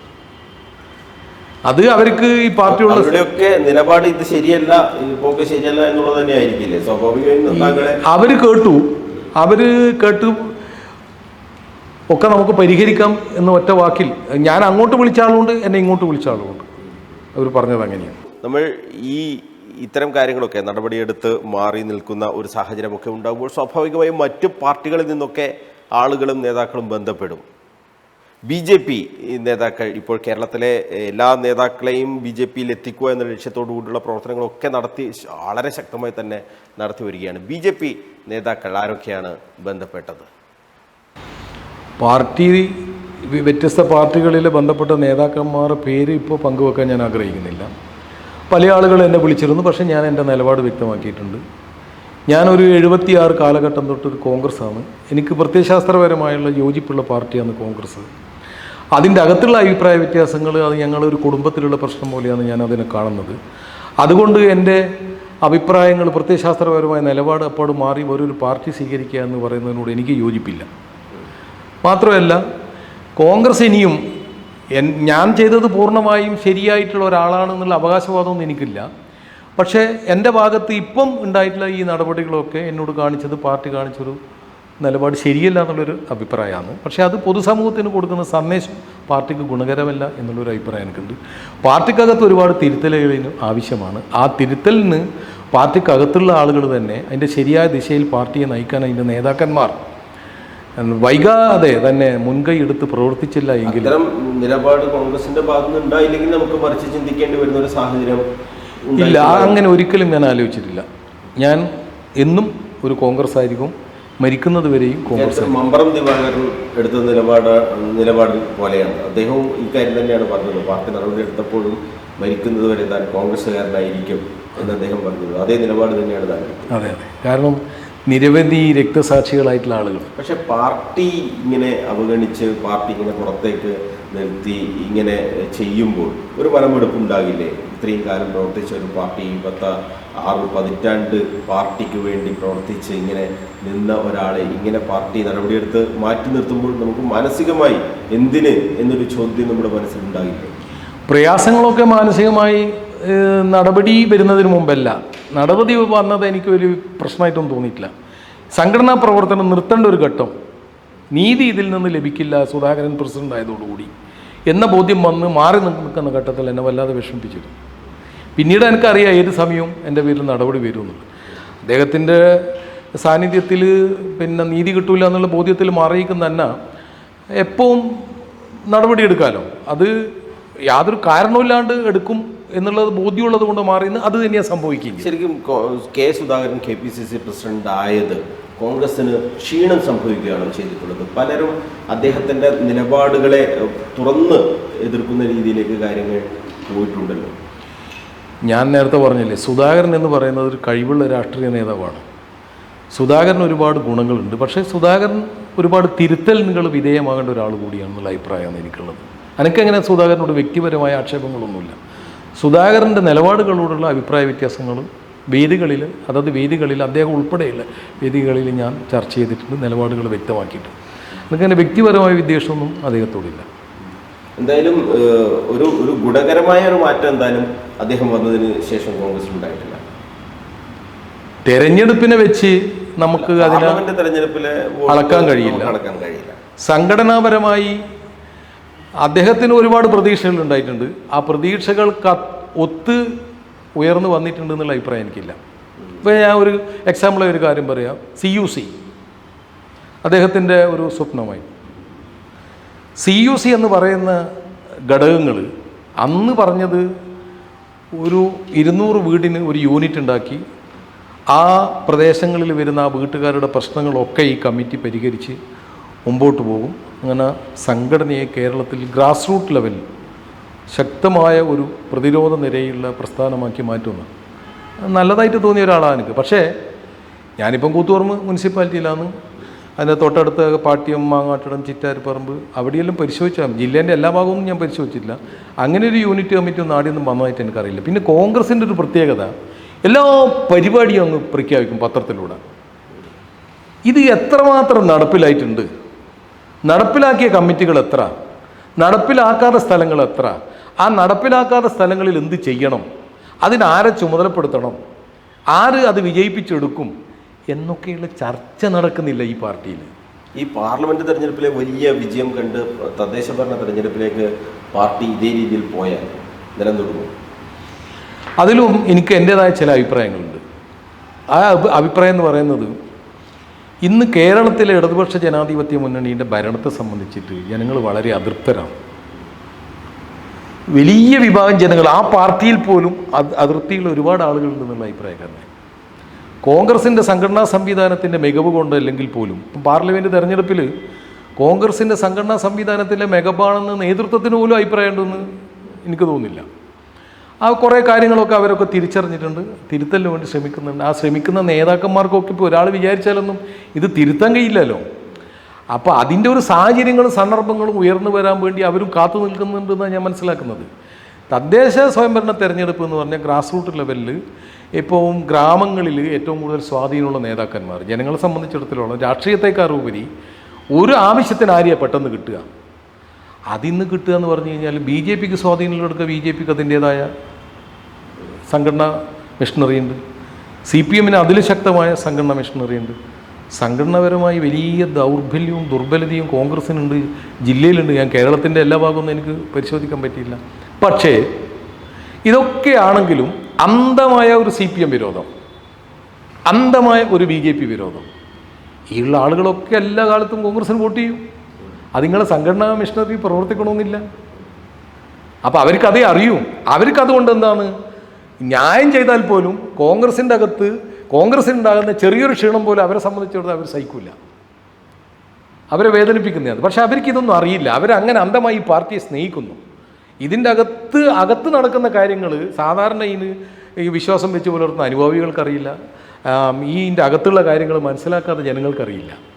അപ്പോൾ മനസ്സിലാക്കുന്ന നമ്മളെ സംബന്ധിച്ചിടത്തോളം നമ്മളത് പ്രതികരിക്കുകയും അതുപോലെ നിലപാട് സ്വീകരിക്കുകയും ചെയ്തിട്ടില്ലെങ്കിൽ വരുന്ന തലമുറയോടെങ്കിലും ചെയ്യുന്ന വലിയ തെറ്റായി പോകുന്നുള്ളത് കൊണ്ടാണ്. മറ്റിതിൻ്റെ അകത്ത് ഇപ്പം കോൺഗ്രസ്സായി തന്നെ നിൽക്കണമെന്ന് ആഗ്രഹിക്കുന്നത് കൊണ്ട് ആ പ്രത്യയശാസ്ത്രപരമായ നിലപാടിനോടൊപ്പം നമുക്ക് നമ്മളേതായ ഒരു സംഭാവന സമൂഹത്തിനും ചെയ്യാൻ സാധിച്ചത് പാർട്ടിയിലൂടെയാണ്. സത്യൻ നരൂർ എന്നെ അറിയപ്പെടുന്നത് കോൺഗ്രസ്സിലൂടെയാണ്. പക്ഷേ എനിക്ക് ആഗ്രഹങ്ങളില്ല ഇതിനകത്ത് MLA ആണോ MP ആകണോ. അതുകൊണ്ട് എന്ത് വിട്ടുവീഴ്ചയും ചെയ്ത് എന്ത് തെറ്റായ മാർഗങ്ങൾ പാർട്ടി എന്ന പരിചയം കാണിച്ച്, പാർട്ടി എന്ന വികാരം കാണിച്ച് എന്ത് തോന്നിയാസം ചെയ്യുമ്പോൾ കണ്ണടച്ച് അതിനെ അംഗീകരിക്കണം എന്ന് പറയുന്ന നിലപാടിനോട് എനിക്ക് യോജിപ്പില്ല. എന്തായാലും താങ്കൾ പാർട്ടി സംവിധാനത്തിലുള്ള പാർട്ടി സ്ഥാപനങ്ങൾക്കെതിരെ മാത്രമല്ല, താങ്കൾ വലിയ രീതിയിലുള്ള അഴിമതിക്കെതിരായ പോരാട്ടം നമ്മുടെ വിജിലൻസ് ഡയറക്ടർ ജേക്കബ് തോമസിനെതിരെ പോലും കോടതിയെയും വിജിലൻസിനെയും ഒക്കെ സമീപിക്കുന്ന ഒരു സാഹചര്യമൊക്കെ ഉണ്ടായ ഒരു പൊതുപ്രവർത്തകൻ കൂടിയാണ്. അന്ന് ഈ വിജിലൻസ് ഡയറക്ടർക്കെതിരെയൊക്കെ ഇത്തരത്തിലുള്ള നിയമ പോരാട്ടം നടത്തുമ്പോൾ പാർട്ടിയുടെ ഒരു പിന്തുണ താങ്കൾക്ക് ലഭിച്ചിരുന്നു. പാർട്ടീൻ്റെ ഉത്തരവാദപ്പെട്ട ഉന്നതന്മാരായ ആളുകളിൽ നിന്നൊക്കെ സഹായം എനിക്ക് കിട്ടിയത് കൊണ്ടാണ് ആ അഴിമതിക്കെതിരെയുള്ള പോരാട്ടത്തിൽ സഹായിക്കുന്ന ആളുകൾ കോൺഗ്രസിനകത്ത് ധാരാളമുണ്ട്. ഇത്തരം ആളുകൾ പിന്തുണ എനിക്ക് ലഭിച്ചിട്ടുണ്ട്. ജേക്കബ് തോമസ് എന്ന് പറയുന്ന വിജിലൻസ് ഡയറക്ടർ ആകുന്നതിന് മുമ്പേ അദ്ദേഹം പോർട്ട് ഡയറക്ടറായിരുന്നു. പോർട്ട് ഡയറക്ടറായപ്പോൾ ഈ പോർട്ട് നടത്തുന്ന ഒരു അഴീക്കൽ പോർട്ടിനകത്ത് ഒരു മാനുവൽ ഡ്രഡ്ജിങ് എന്ന് പറയുന്ന സംവിധാനം സർക്കാർ സംവിധാനത്തിനകത്ത് നടന്നു. സൊസൈറ്റികളാണെന്ന് ആ ഡ്രഡ്ജിങ് നടത്തൽ, ആയിരക്കണക്കിന് ആളുകൾക്ക് തൊഴിൽ കിട്ടുക, മണൽ വാരി ശുദ്ധീകരിച്ച് വിൽപ്പന നടത്തുക. 10-27ഓളം സഹകരണ സംഘങ്ങൾ, വ്യത്യസ്തങ്ങളായ രാഷ്ട്രീയ പാർട്ടികൾ നേതൃത്വം കൊടുത്ത സംഘടനകളാണ്. എല്ലാ പാർട്ടിക്കാരും ഉണ്ടായിരുന്നു. അപ്പോൾ അതിൻ്റെ നേതൃത്വ രംഗത്തുണ്ടായിരുന്നത് ഒരു കുഞ്ഞിരാം എന്ന് പറയുന്ന ഒരു CITU കാരനാണ്. അവരാ തുടക്കത്തിൽ ഞാനതിൻ്റെ അകത്ത് എൻ്റെ സംഘം, ഞാൻ രാജീവ് ഗാന്ധി ഹൗസിംഗ് സൊസൈറ്റി പ്രസിഡൻ്റാണ്. എൻ്റെ സംഘം കടന്നു വരുന്നത് 2012. അപ്പോൾ ഇത് ഒരു പ്രൈവറ്റ് വ്യക്തികൾക്ക് കൊടുക്കുക എന്നുള്ള ലക്ഷ്യം ജേക്കബ് തോമസിനുണ്ടായിരുന്നു പോർട്ട് ഡയറക്ടറായിരിക്കുമ്പോൾ. അപ്പോൾ അത് കൊടുക്കാൻ നമ്മളാരും അനുവദിച്ചില്ല. വ്യത്യസ്തങ്ങളായ രാഷ്ട്രീയ പാർട്ടിയിലെ ആളുകൾ അതത് നേതാക്കന്മാരെ ഉപയോഗിച്ച് അതിനെതിരെ എന്തെല്ലാം ചെയ്യാൻ പറ്റുമോ അതെല്ലാം ചെയ്ത് അവിടെ തൊഴിലുണ്ടാക്കി കൊടുക്കും. സംഘത്തിനും അതിൻ്റെ മെച്ചമുണ്ട്, തൊഴിലാളികൾക്ക് തൊഴിലുണ്ട്. സർക്കാരിന് ഒരു മാസം 4 കോടി രൂപയോടുള്ള വരുമാനമുണ്ട്. 4 കോടി രൂപ എൻ്റെ വരുമാനം ഒരു മാസം. ഇതിൻ്റെ കണക്കുകളുണ്ട്. അപ്പോൾ അത് നടന്നുകൊണ്ടിരിക്കുന്ന ഘട്ടത്തിൽ ഈ പ്രൈവറ്റ് വ്യക്തികൾക്ക് കൊടുക്കാൻ വേണ്ടി ആദ്യത്തെ ഒരു ടെസ്റ്റ് അയാൾ നടത്തിയത് വളപട്ടണം പഞ്ചായത്തിന് ഇത് നടത്താൻ കൊടുത്തു. ഞങ്ങളതിനെ ചോദ്യം ചെയ്തു, കോടതിയിൽ പോയി. കോടതി അത് റദ്ദ് ചെയ്ത ഉടനെ പിന്നീട് ഇയാൾ സാധാരണ ഒരു പോർട്ടിൻ്റെ ഡയറക്ടറിലായാലും താഴേക്കാടുള്ള ഉദ്യോഗസ്ഥന്മാരെ അയച്ചിട്ട് ഇൻസ്പെക്ഷൻ നടത്തുക. ഇത് പുള്ളി നേരിട്ടാണ് വന്ന് അഴീക്കൽ, നേരിട്ട് വന്ന് അവിടെ അന്ന് പ്രവർത്തിക്കുന്ന മുഴുവൻ സംഘങ്ങളെയും ബാൻ ചെയ്തു, നിരോധിച്ചു. അതിൻ്റെ അകത്ത് പറഞ്ഞെന്താന്ന് പറഞ്ഞു കഴിഞ്ഞാൽ അന്യ സംസ്ഥാന തൊഴിലാളികൾ ഇവിടെ ജോലി ചെയ്യുന്നു, ഇത് പരമ്പരാഗത തൊഴിലാളികൾക്ക് അവകാശപ്പെട്ടതാണ്, അതുകൊണ്ട് നിർത്തൽ ചെയ്യുന്നു.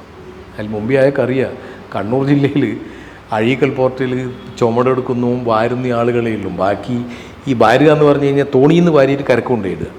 തോണി ഓടിച്ചു പോയി വാരിച്ചു കൊണ്ടുവരുന്നത് ഇന്ത്യക്കാരാണ്. അവർ കണ്ടമാനുകട പ്രദേശത്തെല്ലാം താമസിച്ചിട്ടുണ്ടെന്ന്. ആ ഒരു 3-4 പഞ്ചായത്തിൽ ഒരു വലിയ ഉത്സവം പോലെയാണ് അത് നടക്കുമ്പോൾ. അവിടുത്തെ ജനങ്ങൾക്കെല്ലാം വലിയ കൂലിയും തൊഴിലും എല്ലാം ആയിട്ട് ഉള്ള ഒരു സംഭവമായിരുന്നു. അപ്പോൾ അത് ഇയാൾ നിർത്തിയപ്പോൾ അന്നത്തെ UDF ഗവൺമെൻറ്, ഉമ്മൻചാണ്ടി മുഖ്യമന്ത്രിയും K. ബാബു പോർട്ട് എക്സൈസ് വകുപ്പ് കൈകാര്യം ചെയ്യുക. അപ്പോൾ ഞങ്ങൾ ഓൾ പാർട്ടി പോകും, K. ബാബുവിനെ കാണും, മന്ത്രി വിളിക്കും, വീണ്ടും അത് തുറക്കും, വീണ്ടും എന്തെങ്കിലും കാരണം പറഞ്ഞിട്ട് ഇയാൾ നിർത്തും. ഇതിങ്ങനെ ഒരു പതിവേ. അപ്പോൾ അതിൽ ഉമ്മൻചാണ്ടി സാറിൻ്റെ ഒരു സ്ട്രോങ് ആയ നിലപാടുണ്ടായിരുന്നു. തൊഴിലാളികൾക്ക് തൊഴിൽ കൊടുക്കുക, പിന്നെ ഇത് സഹകരണ സ്ഥാപനങ്ങളാണ്, ഇതൊരു കുത്തക എൻ്റെ കയ്യിലല്ല. അതുകൊണ്ട് അത് LDFൻ്റെ കാലത്തേ ഉള്ളതാണ്, ഉമ്മൻചാണ്ടി പുതുതായി കൊണ്ടുവന്നതല്ല. അത് തുടർന്ന് പോയിക്കോട്ടെ എന്നുള്ളൊരു നിലപാട് തന്നെയാണ് ഉമ്മൻചാണ്ടി സാർ സ്വീകരിച്ചത്. അപ്പോൾ അങ്ങനെ തുടർന്ന് വരുമ്പം ഇയാൾ ഡയറക്ടർ എന്ന നിലയിൽ ഈ പ്രവർത്തനം സൊസൈറ്റിയിൽ നിന്ന് എടുത്തു മാറ്റാൻ വേണ്ടി നടത്തിയ വലിയ ശ്രമങ്ങൾ നമ്മളെല്ലാ നിലയിലും നമ്മൾ രാഷ്ട്രീയപരമായി യോജിച്ച് നിന്നുകൊണ്ട് ചെറുത്ത് തോൽപ്പിച്ചു. അതിൻ്റെ മുൻപന്തിയിലൊന്ന് അന്ന് CITൻ്റെ കുഞ്ഞിരാട്ടനുണ്ടായിരുന്നു, ഒന്ന് ഞാനുണ്ടായിരുന്നു, സുരേന്ദ്രനായിരുന്നു മരിച്ചുപോയി പാവം. അദ്ദേഹം പിന്നീട് ഞാൻ വന്നപ്പോൾ അദ്ദേഹം DCC പ്രസിഡൻ്റായി. സത്യം തന്നെ തൊഴിലാളികളുടെ പ്രശ്നമില്ലായിട്ട് എന്തെങ്കിലും കൊണ്ട് എന്നോട് സംസാരിച്ചാൽ മതി, പറ്റാവുന്ന കാര്യത്തിൽ ഞാൻ ഇടപെട്ടോളും പറഞ്ഞിട്ട് എന്നെ ഏൽപ്പിച്ചിട്ടാണ്. അങ്ങനെയാണ് ഞങ്ങളൊക്കെ അത് കൂട്ടമായിട്ട് എല്ലാ സഹകരണ സമിതി, അതിനൊരു കോർഡിനേഷൻ ഉണ്ട് സ്റ്റേറ്റ് തലത്തിൽ. ആ കോർഡിനേഷൻ്റെ കൺവീനർ കുഞ്ഞിരാട്ടൻ, ഒരു ജോയിൻറ്റ് കൺവീനറായിട്ടാണ് ഞാനും അതിൻ്റെ അകത്ത് പ്രവർത്തിച്ചത്. അപ്പോൾ ഇത് ഒരു തരത്തിലും വിടാൻ പറ്റുമല്ലോ, ഇടക്ക് നിർത്തുന്നൊരു സന്ദർഭം ഇങ്ങനെ വന്നതിന് ശേഷം ബാബു മിനിസ്റ്റർ പറഞ്ഞു ഇത് വലിയ തലവേദനയാണെന്നല്ല, ഇയാൾ ഇത് വിടുന്നില്ല, ഇവരാങ്കിൽ എന്നെ വന്ന് ശല്യപ്പെടുത്തുകയും ചെയ്യുന്നു, ഭയങ്കര പ്രശ്നമെന്ന് പറഞ്ഞു. അപ്പോൾ ഉമ്മൻചാണ്ടി സാറ് പറഞ്ഞ് അവരെ മീറ്റിംഗ് വിളിച്ച് ആ മീറ്റിങ്ങിൽ അതത് സ്ഥലത്തുള്ള MLA-മാരെയും കൂടി പങ്കെടുപ്പിക്കുക. അവിടെ ഷാജിയായിരുന്നു, പൊന്നാനിയിലുണ്ടായിരുന്ന TK രാമകൃഷ്ണനായിരുന്നു മഴയ സ്പീക്കർ. അവരെല്ലാം വീണ്ടും പുനരാരംഭിച്ചു, പ്രവർത്തനം ആരംഭിച്ച് പോകുന്ന ഘട്ടത്തിൽ ലോക്സഭാ തെരഞ്ഞെടുപ്പ് വന്നപ്പോൾ ഒരു ഇതേപോലെയുള്ള IPS IAS ഉദ്യോഗസ്ഥന്മാർ ഒരു 4 വർഷം പൂർത്തിയായാൽ അവരെ എവിടെ നിന്ന് സ്ഥാനം മാറ്റണം എന്ന് ഇലക്ഷൻ കമ്മീഷൻ തീരുമാനിച്ചു. അങ്ങനെയാണ് പോർട്ട് ഡയറക്ടർ സ്ഥാനത്ത് നിന്ന് താല്പര്യമില്ലെങ്കിൽ പോലും ജേക്കബ് തോമസ് മാറിപ്പോകുന്നു. ആ മാറിപ്പോയ അദ്ദേഹം പോലീസിൻ്റെ വേഷം ധരിക്കുന്ന ആദ്യം ലോകായുക്തയിലാണ്. ലോകായുക്തയിൽ നിന്ന് പിന്നീട് അദ്ദേഹം വിജിലൻസിൻ്റെ ADGP ആയി പോയി. അപ്പോൾ ADGP ആയി പോയതിന് ശേഷം തന്നെ ഈ പോർട്ടിൻ്റെ അകത്ത് വിജിലൻസുകാരെ അയച്ച് എന്തെല്ലാം ആ പോകുന്ന മുഴുവൻ വണ്ടിയും തടിയും. അദ്ദേഹത്തിൻ്റെ ആകെ വിജിലൻസിൻ്റെ അകത്തുണ്ടായ ഒരു പ്രവർത്തനം എന്ന് പറയുന്നത് ഈ മേഖലയിലുള്ള ഇത് നിർത്താൻ വേണ്ടിയിട്ടുള്ള പോലീസിനെ ഉപയോഗിച്ചിട്ടുള്ള പ്രവർത്തനമായിരുന്നു. അപ്പോൾ നമ്മളന്ന് ഈ ഗവൺമെൻറ്റിൻ്റെ അടുക്ക ഈ കാര്യങ്ങളെല്ലാം പറയും. പക്ഷേ അതിൻ്റെ മേലെ അന്ന് വിൻസെൻ്റ് പോൾ എന്ന് പറയുന്ന DGP ഉണ്ട്. ആ DGP-നെല്ലാം ഞങ്ങളെല്ലാം പോയി കണ്ട് കാര്യങ്ങളെല്ലാം പറഞ്ഞു. അപ്പോൾ അദ്ദേഹത്തിന് തോന്നി കണ്ടമാനം അനാവശ്യമായ ഇടപെടലുകൾ ഇത് നടക്കും, ഞാൻ പരിശോധിച്ച് വേണ്ടത് ചെയ്യാമെന്ന് അദ്ദേഹം പറഞ്ഞു. പിന്നെ കുറച്ച് കാലത്തേക്ക് അങ്ങനെ വേറെ പ്രശ്നങ്ങളൊന്നും ഉണ്ടായില്ല, ഞങ്ങളുടെ പ്രവൃത്തി നടത്തും. പിന്നീട് ഗവൺമെൻറ് അങ്ങോട്ട് മാറുകയാണ്, LDF ഗവൺമെൻറ് വരികയാണ്. LDF ഗവൺമെൻറ് വന്ന ഉടനെ ഇദ്ദേഹം വിജിലൻസിൻ്റെ ഡയറക്ടറായിട്ട് വരുന്നു. വിജിലൻസിൻ്റെ ഡയറക്ടറായി വന്ന ഉടനെ എനിക്കറിയാം ഇയാൾ എന്നെ ഏതെങ്കിലും ഒരു കേസ് പെടുത്തും, അതുകൊണ്ട് ഈ പരിപാടി ഇവിടെ അങ്ങ് അവസാനിപ്പിക്കാൻ തീരുമാനിച്ചേ. നമ്മുടെ സൊസൈറ്റി ഡ്രഡ്ജിങ് സംവിധാനത്തിൽ നിന്ന് മാറി. അപ്പോൾ നല്ല വണ്ടി കൈ കാണിച്ച് പിടിക്കുക, എഴുതുക, ഫൈനിടുക, കേസ് ഉണ്ടാക്കുക എന്നുള്ളതായിരുന്നു. അങ്ങനെയുള്ള കേസുകൾ നിരവധി ഇപ്പോൾ ഉണ്ട്. അപ്പോൾ എന്നിട്ടൊന്നും ഞാൻ മാറി നിന്നിട്ടും എന്നെ വിടാൻ പറ്റില്ല എന്നുള്ളൊരു സമീപനം ഇയാളെടുത്ത് എൻ്റെ പേരിൽ കേസെടുക്കാൻ തീരുമാനിച്ചു. അങ്ങനെ എൻ്റെ കേരളത്തിൻ്റെ ചരിത്രത്തിൽ ആദ്യമായിട്ടാണ് ഒരു സഹകരണ സ്ഥാപനത്തിനെതിരെ വിജിലൻസ് കേസെടുത്തിട്ട് അറസ്റ്റ് ചെയ്യുന്നത്. അങ്ങനെ എന്ത് ചെയ്തു എന്ന് പറഞ്ഞാൽ, ഇദ്ദേഹം, ഞാനുള്ളത് കണ്ണൂർ ജില്ലയിലാണല്ലോ, കണ്ണൂർ ജില്ലയിൽ ഒരു വിജിലൻസ് ഓഫീസുണ്ട്. എൻ്റെ പരാതി അയച്ച് കേസെടുപ്പിക്കേണ്ട സ്ഥലം കണ്ണൂരാണ്. പക്ഷേ ഇയാൾക്ക് പറ്റിയ ഉദ്യോഗസ്ഥൻ ഇരിക്കുന്നത് കോഴിക്കോടായതുകൊണ്ട് ആ പരാതി കോഴിക്കോട് അയച്ചു, FIR ഇട്ടു. അപ്പം ഞാൻ അതിന് മുമ്പേ എനിക്കറിയാം ഇയാൾ എന്നെ അറസ്റ്റ് ചെയ്യുന്നുണ്ട്. അപ്പോൾ എൻ്റെ വക്കീൽ അഡ്വക്കേറ്റ് കാളീശ്വരാജാണ്. ഞാൻ സാറിനോട് പറഞ്ഞു, സാറേ ഇത് മുൻകൂർ ജാമ്യത്തിന് കൊടുക്കണം. 2 തവണ 5 ദിവസം മുൻകൂർ ജാമ്യം അനുവദിച്ചു. 3ാമത്തെ തവണ അന്വേഷണ ഉദ്യോഗസ്ഥൻ മുമ്പാകെ ഹാജരാകണമെന്ന് പറഞ്ഞു. അങ്ങനെ ഞാൻ 3ാമത്തെ ദിവസം കോഴിക്കോട് പോയി അവിടെ ഹാജരായപ്പോൾ എൻ്റെ അറസ്റ്റ് രേഖപ്പെടുത്തും എന്നുള്ള ഘട്ടം വന്നു. അതിന് മുമ്പേ തന്നെ ഞാൻ എല്ലാ ഫയലും, എൻ്റെ ജാമ്യത്തിന് വേണമെന്ന എല്ലാ ഫയലും കാളീശ്വരാജ് വക്കീലിനെ ഏൽപ്പിച്ചു. അപ്പോൾ എന്നെ അറസ്റ്റ് ചെയ്തു. ആ വാർത്ത പത്രങ്ങളിലൊക്കെ വന്നു. ആ പത്രങ്ങളിൽ വന്ന ദിവസം എൻ്റെ അമ്മ അബോധാവസ്ഥയിൽ വീണു. പിന്നെ ഒരു ബോധാവസ്ഥയിൽ എൻ്റെ അമ്മ തിരിച്ചു വന്നിട്ടില്ല. 2 കൊല്ലം കഴിഞ്ഞു എൻ്റെ അമ്മ മരിച്ചു. അപ്പോൾ കേസെടുത്തു. എന്നെ കോഴിക്കോട് മെഡിക്കൽ കോളേജിലെ സെല്ലിൽ അടച്ചു. ആ സെല്ലിൽ എന്നെ കാണാൻ ഉമ്മൻചാണ്ടി സാറും അന്നത്തെ അവിടുത്തെ MP MK രാഘവൻ, അന്നത്തെ DCC പ്രസിഡന്റ് സിദ്ദിഖ്, അവരൊക്കെ എന്നെ കാണാൻ വന്നു. അവർക്കറിയായിരുന്നു ഒരു തെറ്റായ കേസാണ് ഇതെന്നുള്ളത്. അപ്പോൾ ജേക്കബ് തോമസ് പിന്നീട് UDFനോട് തന്നെ പ്രതികാരമായി. ഞാൻ കൊടുത്ത പരാതികളൊക്കെ ഇയാൾ വിജിലൻസിൽ നിന്നുള്ളത് തള്ളി. ഞാൻ ഹൈക്കോടതിയെ സമീപിച്ചു. കൂടാതെ ഞാൻ എന്ത് ചെയ്തു, ധനപരിശോധനാ വിഭാഗത്തിനും കൂടി ഇതിൻ്റെ വലിയൊരു പരാതി അയച്ചിരുന്നു. ആ പരാതിയാണ് അന്വേഷിച്ച് ജേക്കബ് തോമസ് നടത്തിയ കുറ്റങ്ങൾ അക്കമിട്ട് നിരത്തിക്കൊണ്ട് അന്നത്തെ finance secretary Abraham sir, KM Abraham, അത് ഒരു റിപ്പോർട്ട് ഗവൺമെൻറ്റിന് സമർപ്പിച്ചു. ആ റിപ്പോർട്ടൊന്നും അന്നത്തെ ഗവൺമെൻറ്റിന് നയിക്കുന്ന CM മുഖവിലക്കെടുത്തില്ല. അദ്ദേഹത്തിൻ്റെ ഒരു ഗുഡ് ബുക്കിലുള്ള ആളായിരുന്നു ജേക്കബ് തോമസ്. അഴിമതിക്കെതിരെ പോരാട്ടത്തിൻ്റെ ഒരു ഉൽപ്പന്നമാണ് ജേക്കബ് തോമസ് എന്നാണ് അന്ന് TV-യിലൊക്കെ ചർച്ച നയിച്ച LDFൻ്റെ നേതാക്കന്മാരെ അവകാശവാദം ഉന്നയിച്ച്. അപ്പോൾ അദ്ദേഹത്തിന് ഒരു ക്ലീൻ ഇമേജ് ഉണ്ടായിരുന്നു. അഴിമതിക്കെതിരെ ഒരു പച്ച കാർഡ്, ചുവന്ന കാർഡ്. അതും ഈ ബാർക്കോഴി തമ്മിൽ എന്തെങ്കിലും കണക്ഷൻ ഉണ്ടോ? അതാ ഞാൻ പറഞ്ഞു വരുന്നത്. ഈ അഴീക്കൽ പോർട്ടുമായിട്ടുള്ള ബന്ധവും ഈ അഴീക്കൽ പോർട്ടിൽ ഇങ്ങനെയുള്ള സംഭവമൊന്നും നാട്ടിലെ ജനങ്ങൾക്കറിയില്ല. നമ്മളിത് ആരോടും പറയാനും പോയില്ല. പക്ഷെ ഇയാൾക്കെതിരെയുള്ള എല്ലാ രേഖകളും ഞാൻ പല പത്രദൃശ്യ മാധ്യമങ്ങൾക്കും കൊടുത്തിട്ടുണ്ട്, ഡോക്യുമെൻറ്റ്സ് അഴിമതിയായി ബന്ധപ്പെട്ട്. പക്ഷെ അതൊന്നും വേണ്ടത്ര വെളിച്ചം കണ്ടിട്ടില്ല. അപ്പോൾ ഉടനെ ഈ പരാതി ധനപരിശോധന വിഭാഗത്തിനയച്ച് അത് ഞാൻ നേരത്തെ പറഞ്ഞതുപോലെ അബ്രഹാം സാറിൻ്റെ റിപ്പോർട്ട് ഉണ്ടാക്കി. ആ റിപ്പോർട്ട് മേൽ ഇയാളെ മാറ്റി നിർത്തി 2 IPS ഉദ്യോഗസ്ഥന്മാരെ കൊണ്ടിത് അന്വേഷിപ്പിക്കണം എന്നൊക്കെ ശുപാർശ ഉണ്ടായെങ്കിലും മുഖ്യമന്ത്രി ഇത് ഗൗരവത്തിലെടുത്തില്ല. ഞാൻ വീണ്ടും കോടതിയെ സമീപിച്ചു. ഹൈക്കോടതിയെ സമീപിച്ചപ്പോൾ അന്ന് ഇതിൻ്റെ ഒരു മറുപടി ചീഫ് സെക്രട്ടറി അയക്കേണ്ടതുണ്ടായിരുന്നു. ആ മറുപടി അയച്ചത് കിട്ടിയില്ല എന്ന് AG കോടതി പറഞ്ഞു. അന്ന് ബഹുമാന്യനായ ജഡ്ജി ഉബൈദ് സാറായിരുന്നു. അപ്പോൾ കാളീശ്വരാജ് ഈ അയച്ച മറുപടീൻ്റെ ഒരു കോപ്പി കോടതി കാണിച്ചു. അപ്പോൾ കോടതി കാണിച്ചപ്പോൾ അതൊരു ക്ലറിക്കൽ മിസ്റ്റേക്ക് കൊണ്ട് നമ്മൾ മേശയിലെത്തിയില്ല എന്നുള്ള വാദമാണ് AGൻ്റെ ഭാഗത്ത് നിന്നുണ്ടായത്. അന്നാണ് ഇയാളോട് ലീവിൽ പോകാൻ പറയുന്നത്. പിന്നീട് ലീവിൽ പോയ ജേക്കബ് തോമസ് ഒരു കമ്പനിയിൽ, അയാളെന്തോ ഉപകരണങ്ങളിലുണ്ടാക്കുന്ന ഒരു സ്ഥാപനത്തിൻ്റെ MD ആയി. 50 പെട്ടു, 51 പെട്ടു എന്നെല്ലാം പറഞ്ഞ് CPM പ്രകോപിപ്പിച്ചു. അങ്ങനെ CPMൻ്റെ ഗുഡ് ബുക്കിലുള്ള ആൾ അവിടെ നിന്ന് മാറി നിന്നു. പിന്നീടാണ് അദ്ദേഹം സ്രാവുകൾക്കൊപ്പം നീന്തുമ്പോൾ എന്ന് പറഞ്ഞൊരു പുസ്തകം എഴുതി. ആ പുസ്തകത്തിനകത്ത് എൻ്റെ പേരുണ്ട്. മണ്ണുമാന്തി കപ്പൽ കൊണ്ടുവന്നതാണ് സത്യൻ നരവൂരിന് ചൊരിച്ചിലുണ്ടായത്. കാരണം അവിടെയുള്ള മണലൊക്കെ വാരി വിൽപ്പന നടത്താൻ സത്യൻ നരവൂരിന് ഞാൻ സൗകര്യം ചെയ്തു കൊടുത്തില്ല. അതുകൊണ്ട് അദ്ദേഹം വിജിലൻസിനും അതുപോലെ തന്നെ ബന്ധപ്പെട്ട ഡിപ്പാർട്ട്മെൻറ്റുകൾക്ക് പരാതി കൊടുത്ത് എന്നെ വേട്ടയാടുകയായിരുന്നു എന്നും പറഞ്ഞിട്ടുള്ളതാണ് അതിൽ എഴുതി വെച്ചിട്ടുള്ളത്.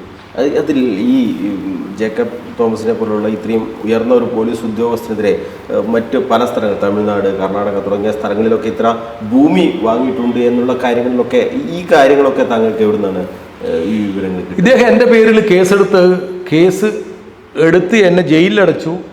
ജാമ്യത്തിൽ വിട്ടതോടുകൂടി പല ഭാഗത്തു നിന്നായിട്ട് ഇദ്ദേഹം ക്രൂരമായി പെരുമാറിയ ഉദ്യോഗസ്ഥന്മാർ എന്നെ വിളിക്കാൻ തുടങ്ങി. അതിൽ IPS ഉദ്യോഗസ്ഥന്മാർ വരെയുണ്ട്, IAS ഉദ്യോഗസ്ഥന്മാരുണ്ട്. ഞാൻ ആളെ പേരൊന്നും പറയാൻ ഉദ്ദേശിക്കുന്നില്ല.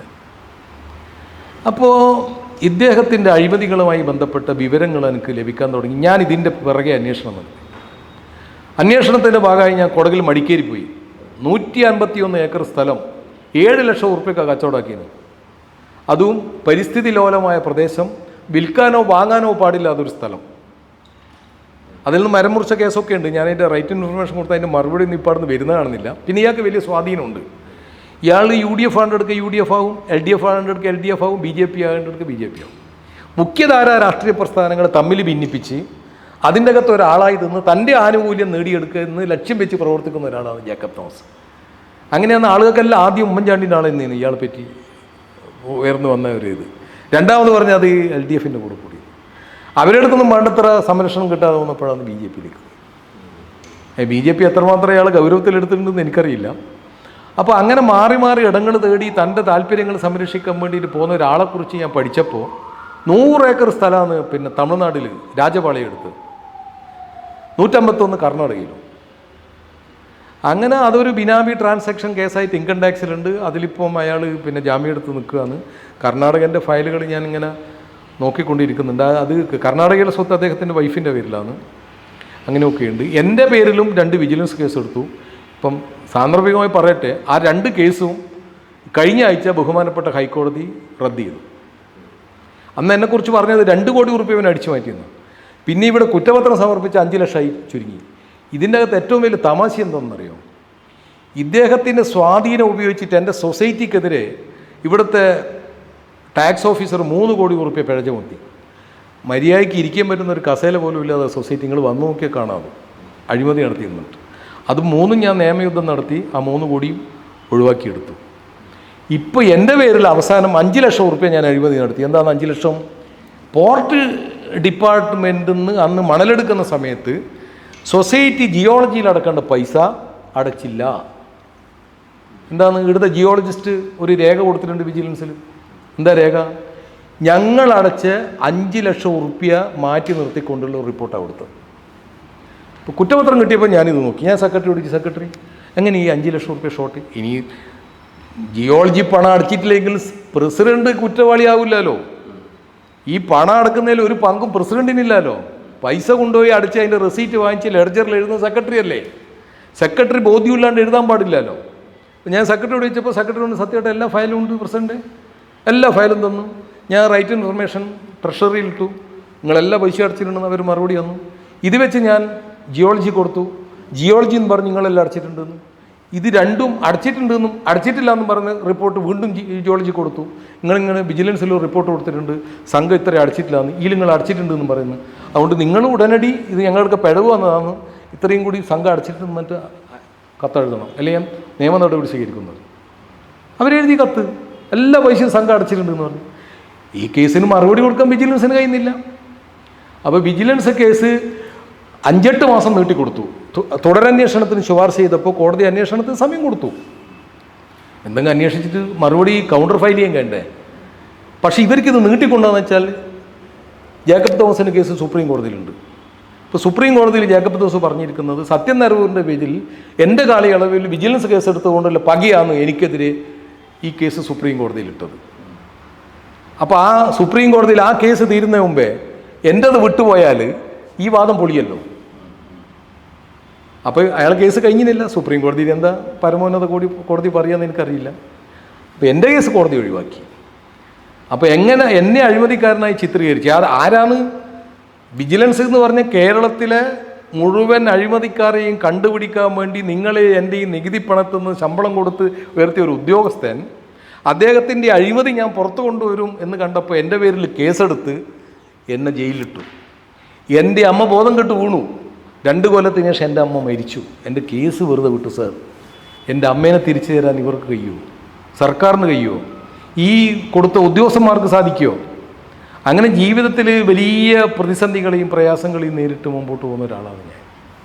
ഇത്തരം ഈ പോരാട്ടങ്ങളൊക്കെ താങ്കൾ നടത്തുമ്പോൾ, താങ്കൾ പാർട്ടിയിലും ഇത്തരത്തിലുള്ള പോരാട്ടങ്ങൾ നടത്തുമ്പോൾ താങ്കൾക്ക് മുന്നിൽ പല കാര്യങ്ങളും വന്നിട്ടുണ്ട്. ഒന്ന് DCC ഓഫീസുമായി ബന്ധപ്പെട്ട ഈ ഫണ്ട്, അതോടൊപ്പം തന്നെ ഏറ്റവും വലിയ വിവാദമായിരുന്നു K കരുണാകരൻ്റെ പേരിൽ രൂപീകരിച്ച ട്രസ്റ്റുമായി ബന്ധപ്പെട്ട കാര്യങ്ങൾ. ഇത്തരം കാര്യങ്ങളൊക്കെ നടത്തുമ്പോൾ താങ്കൾ സജീവമായി പാർട്ടിയിൽ ഉണ്ടായ ഒരാളാണ്. ഇത്തരം കാര്യങ്ങളിലൊക്കെ ചർച്ചകളൊക്കെ പാർട്ടിയിൽ നടന്നിട്ടുണ്ടോ? അല്ല K സുധാകരൻ പറയുന്ന കാര്യം കൈയടിച്ച് പാസ്സാക്കുന്ന രീതിയിൽ മാത്രമായിരുന്നു പാർട്ടിയിൽ ഉണ്ടായിരുന്നത്? പാർട്ടി DCC ഓഫീസിൻ്റെ കെട്ടിടവുമായി ബന്ധപ്പെട്ട് ഉള്ള കാര്യങ്ങളിലൊക്കെ എനിക്ക് പറയാനുള്ള കാര്യങ്ങളൊക്കെ ഞാൻ പാർട്ടി കമ്മിറ്റികളിൽ പറഞ്ഞിട്ടുണ്ട്. അത് ഞാനിപ്പം ഇതിൻ്റെ മുമ്പിൽ വെളിപ്പെടുത്താൻ ആഗ്രഹിക്കുന്നില്ല. അങ്ങനെ പറഞ്ഞതെന്ന് മാത്രമല്ല, ഞാൻ അറിയിക്കേണ്ട കാര്യങ്ങളൊക്കെ രേഖാമൂലം രജിസ്റ്ററായി കത്തായിട്ടും സുധാകരൻ MPക്കും കൊടുത്തിട്ടുണ്ട്. അതുപോലെ തന്നെ അന്നത്തെ DCC പ്രസിഡൻ്റായിരുന്ന സതീശൻ പാച്ചേനിക്കും കൊടുത്തിട്ടുണ്ട്. ആ കാര്യങ്ങൾ ഇവിടെ ചർച്ച ചെയ്ത് ഒരു വിവാദത്തിലേക്ക് പോകാൻ ഞാൻ ആഗ്രഹിക്കുന്നില്ല ഇപ്പം തൽക്കാലം. എന്തായാലും വലിയ കാര്യങ്ങളൊക്കെ അതിലുണ്ട്. പ്രശ്നങ്ങളുള്ളതുകൊണ്ടാണല്ലോ ചർച്ച നടക്കുന്നത്. ഈ K കരുണാകരൻ ട്രസ്റ്റുമായി ബന്ധപ്പെട്ട കാര്യങ്ങളും അതും വലിയ തോതിലുള്ള വിവാദമായിരുന്നല്ലോ പാർട്ടി. അതുമായി ബന്ധപ്പെട്ട് അന്ന് P രാമകൃഷ്ണൻ ഉയർത്തിക്കൊണ്ടുവന്ന ഒരുപാട് കാര്യങ്ങളുണ്ട്. P രാമകൃഷ്ണനായിട്ട് സംസാരിക്കുമ്പോൾ അയാൾ ഇന്ന വിഷയങ്ങളുണ്ട്, നിങ്ങൾക്കാർക്കും അറിയായിട്ടെന്നൊക്കെ ഞങ്ങളോട് പറയാറുണ്ട്. പക്ഷേ ഒരു പാർട്ടീൻ്റെ അകത്തുള്ളൊരു നേതാവിനെ ഒരു പുറത്ത് അങ്ങനെ നമ്മൾ വഷളാക്കി കാണിക്കുമ്പോൾ അത് പാർട്ടിക്കും കൂടി ക്ഷീണമല്ലേ എന്നുള്ളൊരു തോന്നൽ അന്ന് എനിക്കുണ്ടായി. അതുകൊണ്ട് ഞാൻ അതിൻ്റെ അകത്തൊരു ഭാഗവാക്കാകാൻ നിന്നില്ല. കാര്യങ്ങളൊക്കെ അറിയാം താങ്കൾക്ക്? കാര്യങ്ങളൊക്കെ നാട്ടുകാർക്കെല്ലാം അറിയുമ്പോൾ എനിക്കും അറിയാം. സമയമാകുമ്പോൾ അതും വെളിപ്പെടുത്തും.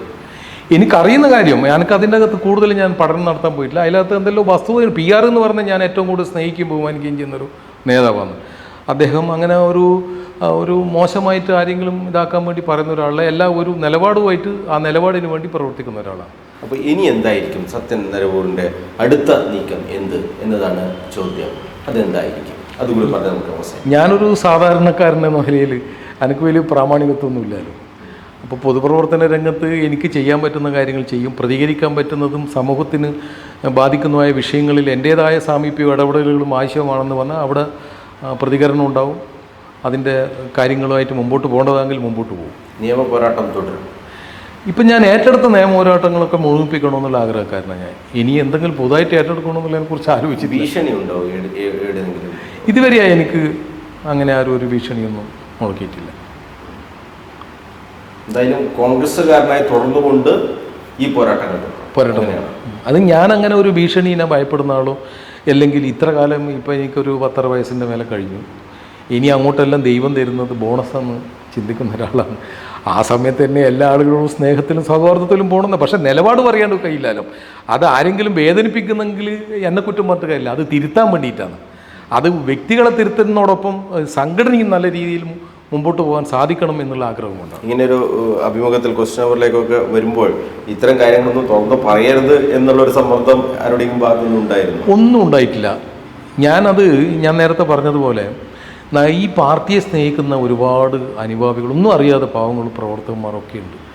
അപ്പോൾ ചിലത് നമുക്ക് പാർട്ടിക്കകത്ത് പറയേണ്ട കാര്യങ്ങളൊക്കെ ഈ പുറത്ത് പറഞ്ഞ് ഈ പാർട്ടീൻ്റെ ഒരു മുമ്പോട്ടുള്ള പ്രയാണത്തിന് എന്തിനാണ് ഇദ്ദേഹമൊക്കെ തടസ്സം സൃഷ്ടിക്കുന്നതെന്ന് അവർ ചിന്തിച്ചാൽ അവരെ വേദനിപ്പിക്കാൻ ഞാനില്ല. അതുകൊണ്ടാണ് ഒരു പൊതിഞ്ഞു കെട്ടി മാത്രം സംസാരിച്ചത്. അങ്ങനെയാണ്. എന്തായാലും അഴിമതിക്കെതിരായ പോരാട്ടം അത് അതിശക്തമായി തന്നെ തുടരും എന്നാണ് പാർട്ടി നടപടിക്ക് വിധേയനായ മുൻ DCC general secretary Sathyan Naravoor വ്യക്തമാക്കുന്നത്. പലതും പറയാനുണ്ട്. പക്ഷേ പാർട്ടിയെ ഇപ്പോഴും നെഞ്ചേറ്റി നടക്കുന്നത് കൊണ്ടും അദ്ദേഹത്തിൻ്റെ സഹപ്രവർത്തകരായ മറ്റ് ആളുകളുടെ സ്നേഹവും അവരുടെയൊക്കെ മനസ്സ് വേദനിപ്പിക്കേണ്ട എന്ന് കരുതിക്കൊണ്ട് മാത്രം പല കാര്യങ്ങളും ഇപ്പോൾ തുറന്നു പറഞ്ഞിട്ടില്ല എന്നാണ് സത്യൻ നരവൂർ വ്യക്തമാക്കുന്നത്. പാർട്ടി അഴിമതിക്കെതിരെ സംസ്ഥാന സർക്കാരിൻ്റെ അഴിമതിയുമായി ബന്ധപ്പെട്ടാണ് ഏറ്റവും കൂടുതൽ പ്രക്ഷോഭങ്ങളും പത്രസമ്മേളനങ്ങളും ഒക്കെ തന്നെ നടത്തുന്നത്. അത്തരം ഘട്ടത്തിൽ പാർട്ടിയുമായി ബന്ധപ്പെട്ട സ്ഥാപനങ്ങളിൽ നടത്തുന്ന അഴിമതിക്കെതിരെ വിരൽ ചൂണ്ടിയതിന് പലരുടെയും പേരിൽ നടപടി സ്വീകരിച്ചിട്ടുണ്ട്. അത് തെറ്റായ നിലപാടാണ് എന്ന് തുറന്നു പറയുകയാണ് സത്യൻ നരവൂർ ചെയ്തിട്ടുള്ളത്. എന്തായാലും നമ്മുടെ ചോദ്യങ്ങൾക്കൊക്കെ തന്നെ അദ്ദേഹം മറുപടി നൽകിയിട്ടുണ്ട്. എന്തായാലും അദ്ദേഹത്തിൻ്റെ നിയമ പോരാട്ടം തുടരട്ടെ. അഴിമതിക്കെതിരായ പോരാട്ടം അദ്ദേഹം ശക്തമായി മുന്നോട്ട് കൊണ്ടുപോകട്ടെ എന്ന് ആശംസിച്ചുകൊണ്ട് കണ്ണൂർ വിഷൻ BMH ക്വസ്റ്റ്യൻ അവർ ഇവിടെ പൂർണ്ണമാവുകയാണ്. അടുത്ത ഒരു അതിഥിയുമായി നമുക്ക് അടുത്തയാഴ്ച വീണ്ടും കാണാം. നന്ദി, നമസ്കാരം.